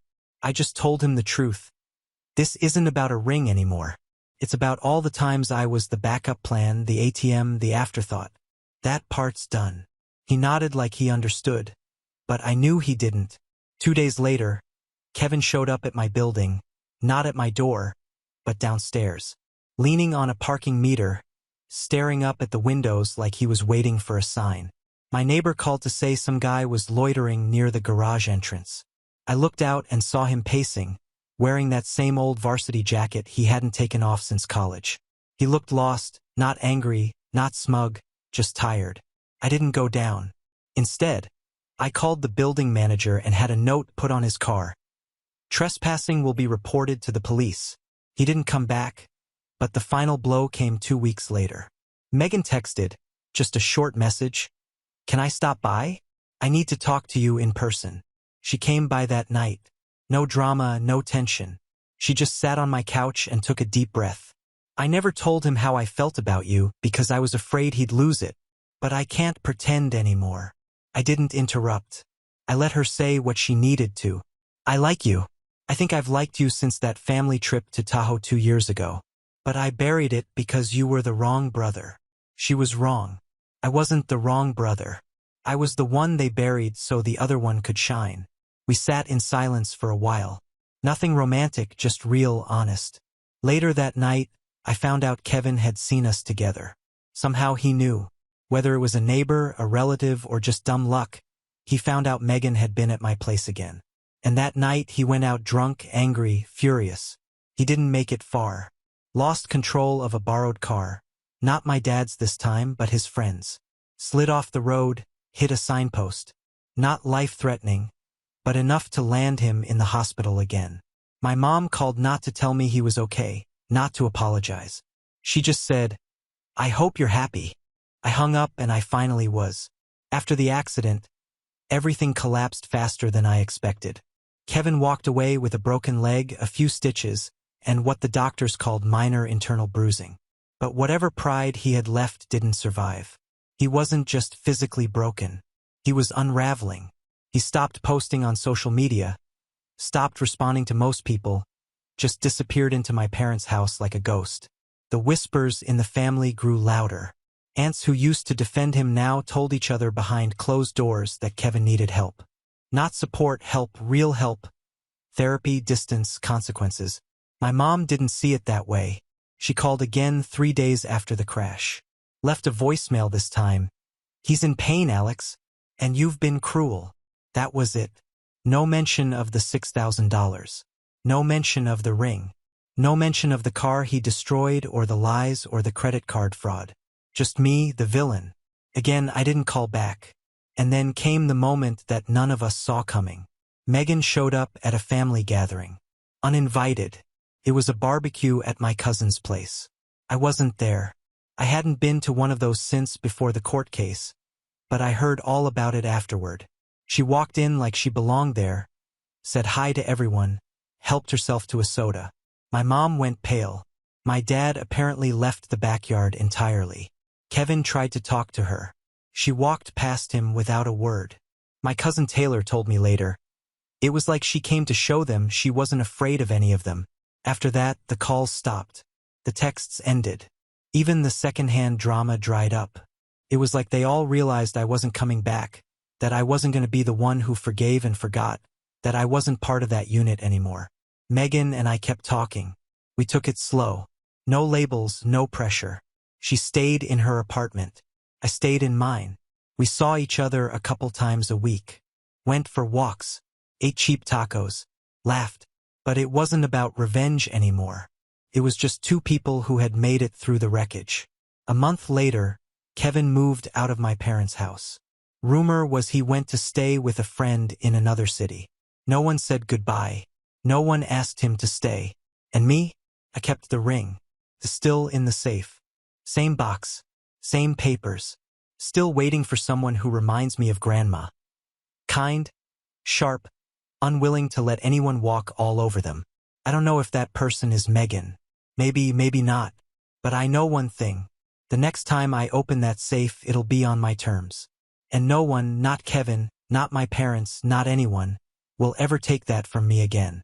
Edit 1. For months later. The next Real update came 4 months later. Not through drama. Not through some explosive family scandal. Just a quiet moment that meant more than I expected. Megan and I were sitting at a small restaurant downtown. The kind that's always just dark enough inside to make you forget it's the middle of the afternoon. We were sharing dessert and somewhere between the coffee and the check, she said it. So, are we officially serious now? I didn't even need to think about it. We've been serious. We just hadn't said it out loud. I nodded. She smiled. That was it. No fireworks, no big declaration. Just two people who had been through enough to know what mattered when they saw it. We didn't post anything about it. We didn't tell anyone for a while. Not because we were hiding it, just because it felt good to have something real and untouched by all the noise. Meanwhile, my phone stayed silent. Still no word from my parents. Still nothing from Kevin. No birthdays acknowledged. No holidays mentioned. Not even a passive-aggressive comment sent through a cousin. It was like we had all quietly agreed to disappear from each other's lives. I used to think I'd miss them. I don't. I've learned that being alone doesn't mean being lonely. And choosing peace over obligation isn't cold. It's survival. People ask me if I'd ever reconcile with them, if I'd ever forgive Kevin. The truth? I don't wake up thinking about forgiveness. I wake up knowing I'm no longer the person who used to beg to be included in his spotlight. And that feels better than forgiveness ever could. Now on to the next story. Story 7. At family vacation, Mom announced, "We bought you a ticket home. We'll continue to rest without you." Sister laughed. Her hubby said, "I lose her." So I left. 5 days later, Karma was waiting. Hawaii for Christmas, that was the plan. A big family trip to a tropical paradise. Just me, my parents, my sister Ashley and her husband Thomas, and Uncle John. On paper, it sounded perfect. A break from the usual tense holiday gatherings. A chance to relax in the sun instead of dealing with freezing temperatures back home. And it would have been a great trip if my family wasn't obsessed with money. I had paid for half of this vacation, 50%. The flights, the hotel, the excursions, everything. The other half was divided among the others. I thought that was fair. They thought it wasn't enough. The comments started immediately. My mom dropping little remarks about how I was so particular about money. Ashley constantly insinuating that I was being weird about splitting costs when I should just pay a little extra to make things easier. Thomas, the absolute freeloader of the group, snickering along with her. I ignored it until I couldn't. The second night, it finally blew up. We were at a restaurant on the beach having dinner under twinkling lights with the ocean in the background. It should have been perfect. Then the check came. Ashley didn't even hesitate. She slid the check across the table to me with a smug little smile. "You got this, right?" I raised an eyebrow. "Nope. Everyone pays their own share." She let out a little laugh as if I was joking. "Kyle, come on. It's easier if you just cover it." Thomas sat back and shook his head. "Man, what's a couple $100 to you?" I felt my jaw tighten. I had already paid for half the damn trip. I had spent thousands to make this vacation possible for everyone. And now they wanted me to pay extra because it was easier. I pushed the bill back. "Everyone pays their own way." The table fell silent. Ashley sighed dramatically and pulled out her card, muttering just loud enough for me to hear. "Some people just don't understand generosity." I didn't react, but I knew this wasn't over. She ran straight to our parents that night and twisted the story to make it sound like I was refusing to contribute at all, that I was making things uncomfortable, that I didn't value family time. And my mom? She immediately took her side, no questions asked. The next morning, she made her announcement at breakfast in front of everyone. She cleared her throat and smiled. "Kyle, we have bought you a ticket home. You're leaving today." For a second, I thought she was joking, but the look in her eyes told me otherwise. I stared at her, waiting for an explanation. She gave me one. "We're here to have fun, and you clearly don't belong here." Ashley grinned. Thomas shook his head as if he actually felt sorry for me. My dad just nodded like it was the most sensible thing in the world. The only one who looked uncomfortable was Uncle John. He shifted in his seat, watching the whole thing, but he didn't say anything. I didn't argue. I didn't ask why. I didn't give them the satisfaction of a response. I got up, packed my things, and left. That afternoon, I was on the plane home, looking out the window at the ocean and thinking how proud they must have been of themselves. They thought they had won, that they had taught me a lesson. What they didn't know was that karma was already waiting for them. Flying home alone should have felt humiliating. Instead, it felt like the best decision I had made in years. I wasn't angry, I wasn't sad. I was just done. They wanted to kick me out of a trip I paid half for? Fine. Let them enjoy their vacation without me. Let them sit in the luxury resort I helped pay for and tell themselves they won. But there was one person who wasn't okay with the way things were going. Uncle John. I had barely landed back home when I saw his text pop up on my phone. That was messed up. You're going to regret this. I didn't know exactly what he meant, but I should have. Uncle John had a way of dealing with things. He wasn't loud, he wasn't aggressive, but if he thought someone deserved payback, he would make sure it happened. And 5 days later, I found out just how far he would go. It started subtly, annoying little things first. He suddenly got really bad at planning. That SUV they were supposed to rent, he accidentally booked a compact car instead. My parents, Ashley, and Thomas had to cram into a tiny sedan with luggage that barely fit in the trunk. Next, the reservations disappeared. That fancy restaurant they were looking forward to?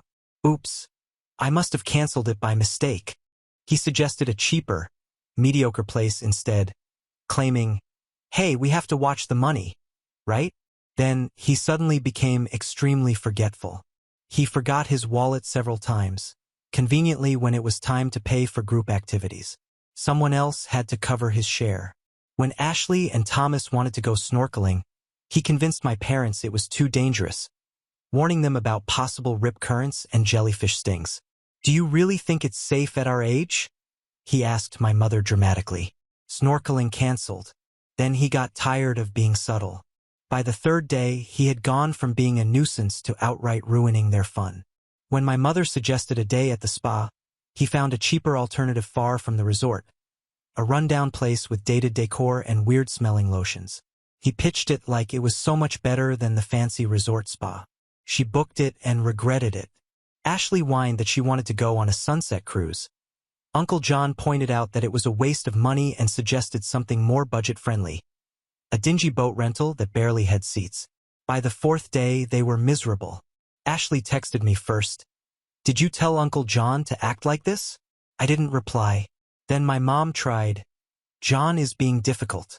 I hope you're happy." But Uncle John wasn't done. You see, my family loves to talk bad about people when they're not around, so they spent the whole vacation complaining to the other tourists about me, how I was cheap, how I ruined the mood, how they had to ask me to leave because I was so selfish. And that's where Uncle John had the most fun. Whenever they started whining about me, he would correct them loudly. "Oh, you mean the son who paid for half of this trip before you kicked him out?" When Ashley rolled her eyes and said, "Kyle made Christmas miserable," Uncle John laughed in her face. "No, honey, you did. You just didn't expect there to be consequences." My sister was furious. My parents were frustrated. And Thomas stopped trying to hide his annoyance. The vacation was ruined. And the karma? The karma wasn't done yet. When they finally flew home, they walked right into their worst nightmare. They landed late at night, exhausted, irritable, and barely speaking to each other. What was supposed to be a luxurious family vacation had turned into a disaster thanks to Uncle John's relentless sabotage. But they had no idea that their worst moment was yet to come. It happened at baggage claim. My mother reached into her purse to get her wallet and froze. She began rifling through her bag, calmly at first, then with increasing panic.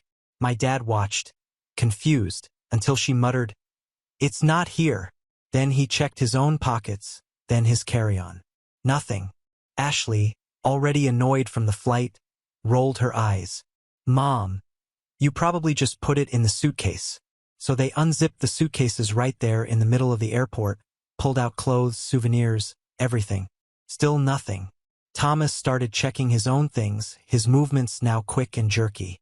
His wallet was gone, too. Ashley pulled out her purse and dumped its contents on a bench. Makeup, receipts, gum wrappers, but no credit cards, no cash, no ID. They stood in stunned silence, trying to process how 6 people had somehow managed to lose all their money and identification in a single night. First, they retraced their steps. Maybe they had left it on the plane? No. At the gate? No. The last time anyone remembered using their cards was back in Hawaii at the hotel checkout, but by the time they realized that, they were thousands of miles away. Then the panic set in. My dad called the bank. Security freeze. They couldn't withdraw anything. My mom tried to log into her mobile banking, but she had forgotten her password. Ashley's phone died. Thomas swore under his breath. No money, no way home, no idea what to do. And so, after exhausting every option, they did the one thing they swore they would never do. They called me. The first call was from my mom.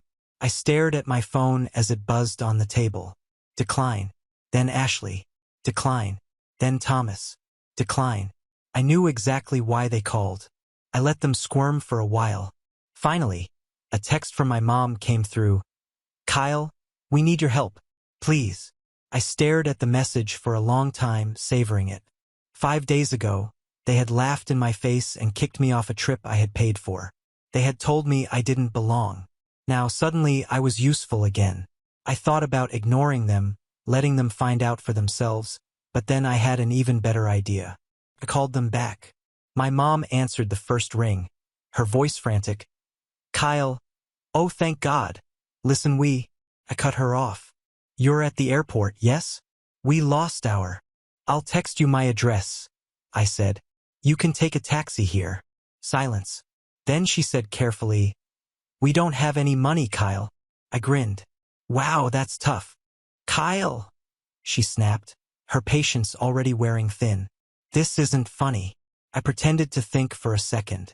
Then, in the exact same tone she had used on me in Hawaii, I said, maybe you should figure it out. You don't belong here. And then I hung up. I expected them to blow up my phone after that. Angry calls, angry texts, some dramatic voicemail from my mom about how family is supposed to help each other. Instead, silence. That actually surprised me. They were stranded at the airport with no money, no way to get home, and no one else to call. I figured they'd tried begging or guilt-tripping or even faking an emergency. But nothing. I checked my phone a few times, half expecting another message, but it never came. That's when I realized something. They had found another way out. And I was right. The next morning, I got a text message. Not from my mom, not from Ashley, but from Uncle John. Guess who came crawling back? I laughed out loud. They had no choice. No matter how much they hated it, they had to go to the one person who still had his finances in order. Uncle John had booked a separate flight home, flying first class because he actually budgeted for his vacations. He arrived back in town ahead of them and went straight home. He was probably halfway through a good bottle of whiskey when they showed up at his house, disheveled, exhausted, and humiliated. My mother must have swallowed every ounce of her pride when she knocked on his door. But there was no way they could afford a hotel, no way they could rent a car, no way they could get home without help. So Uncle John did what I never would have done. He let them in. But he didn't make it easy.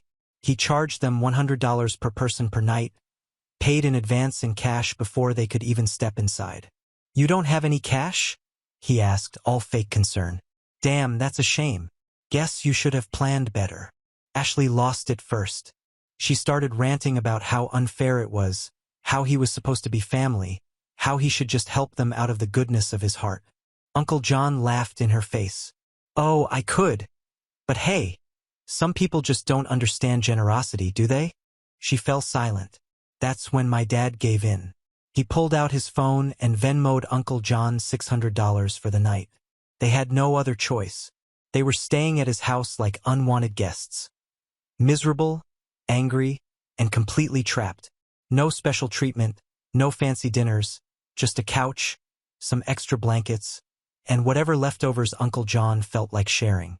And the next morning, he raised the price. Inflation, he shrugged, sipping his coffee. By the third day, they were desperate to leave. And that's when my phone rang again. This time, it wasn't my mother, it was my dad.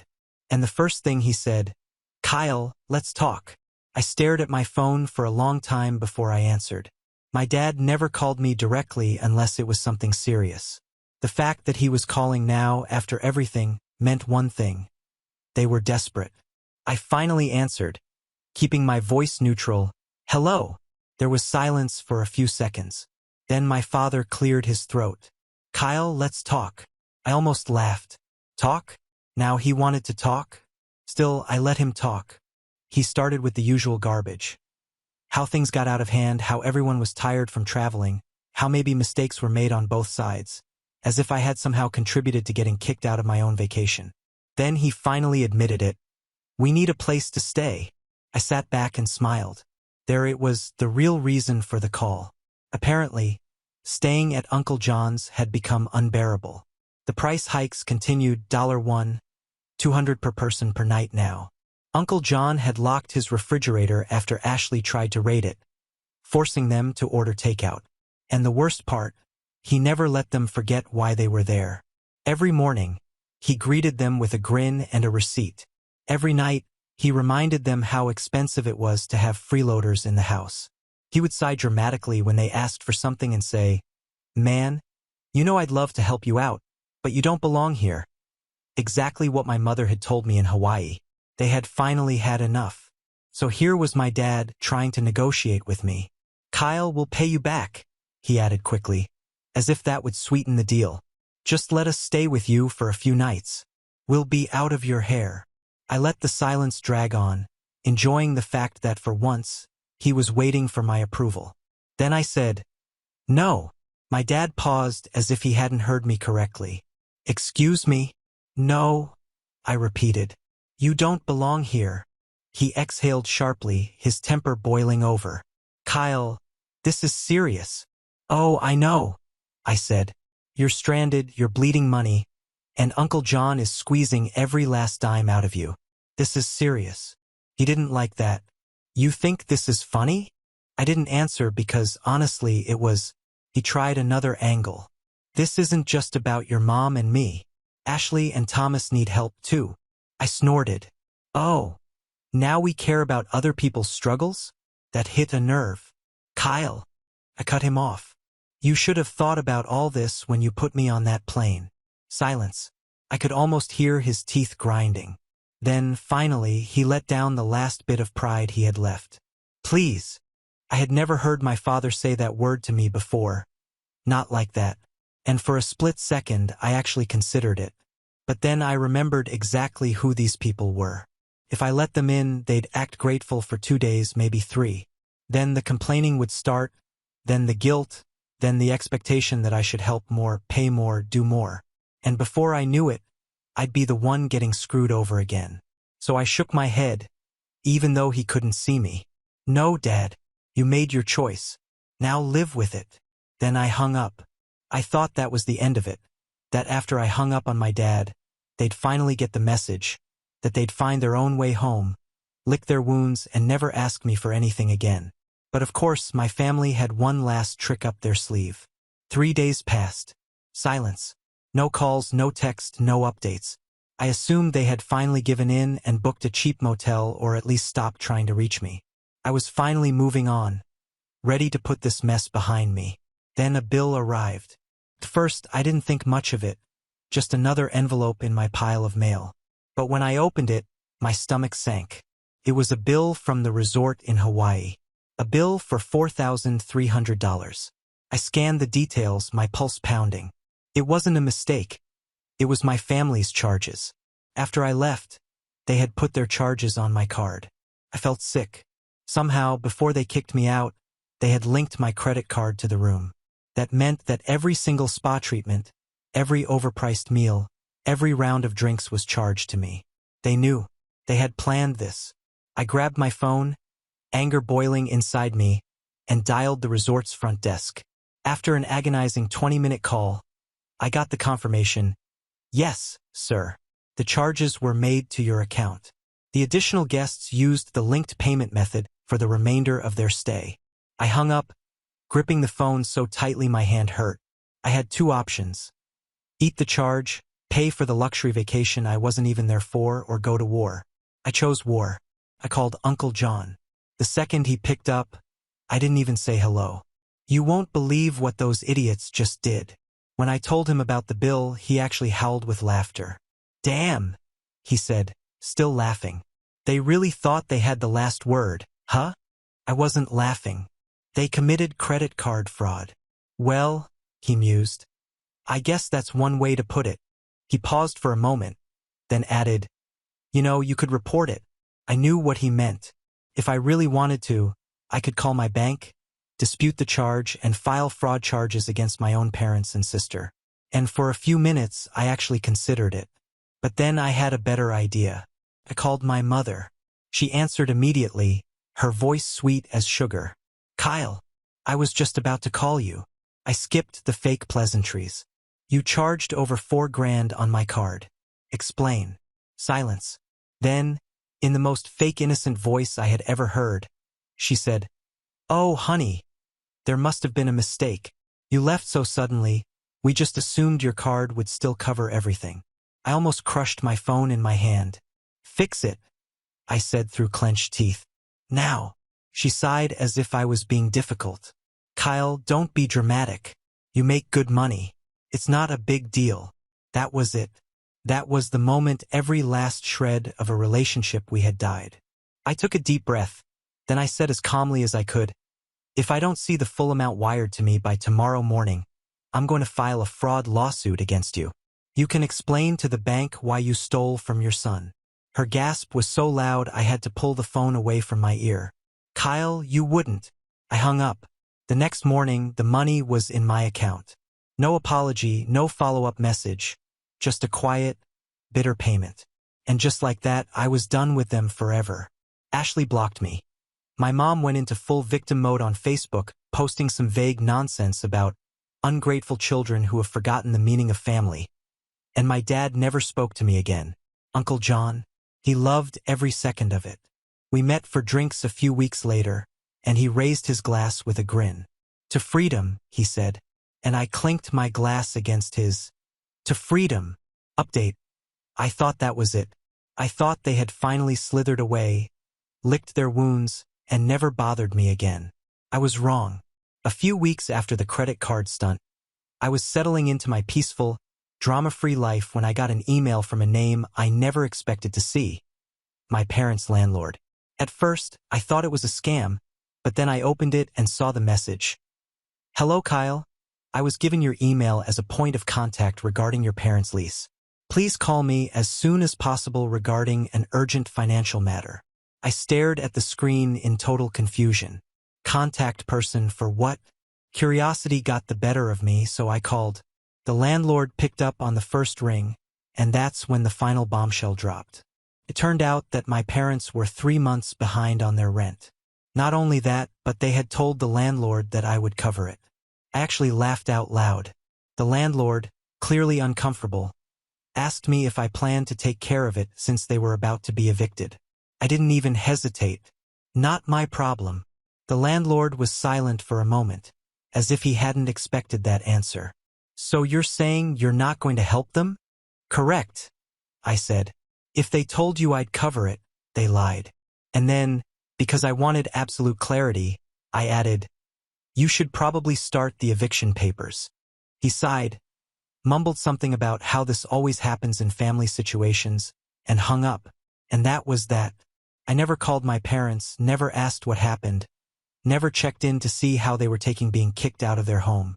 I knew one thing for sure. They were on their own for real this time. We have reached the end. If you enjoyed this video, please be sure to like and subscribe to the channel for more videos like this, and give us your thoughts about the stories in the comments section. Thank you and see you in the next video.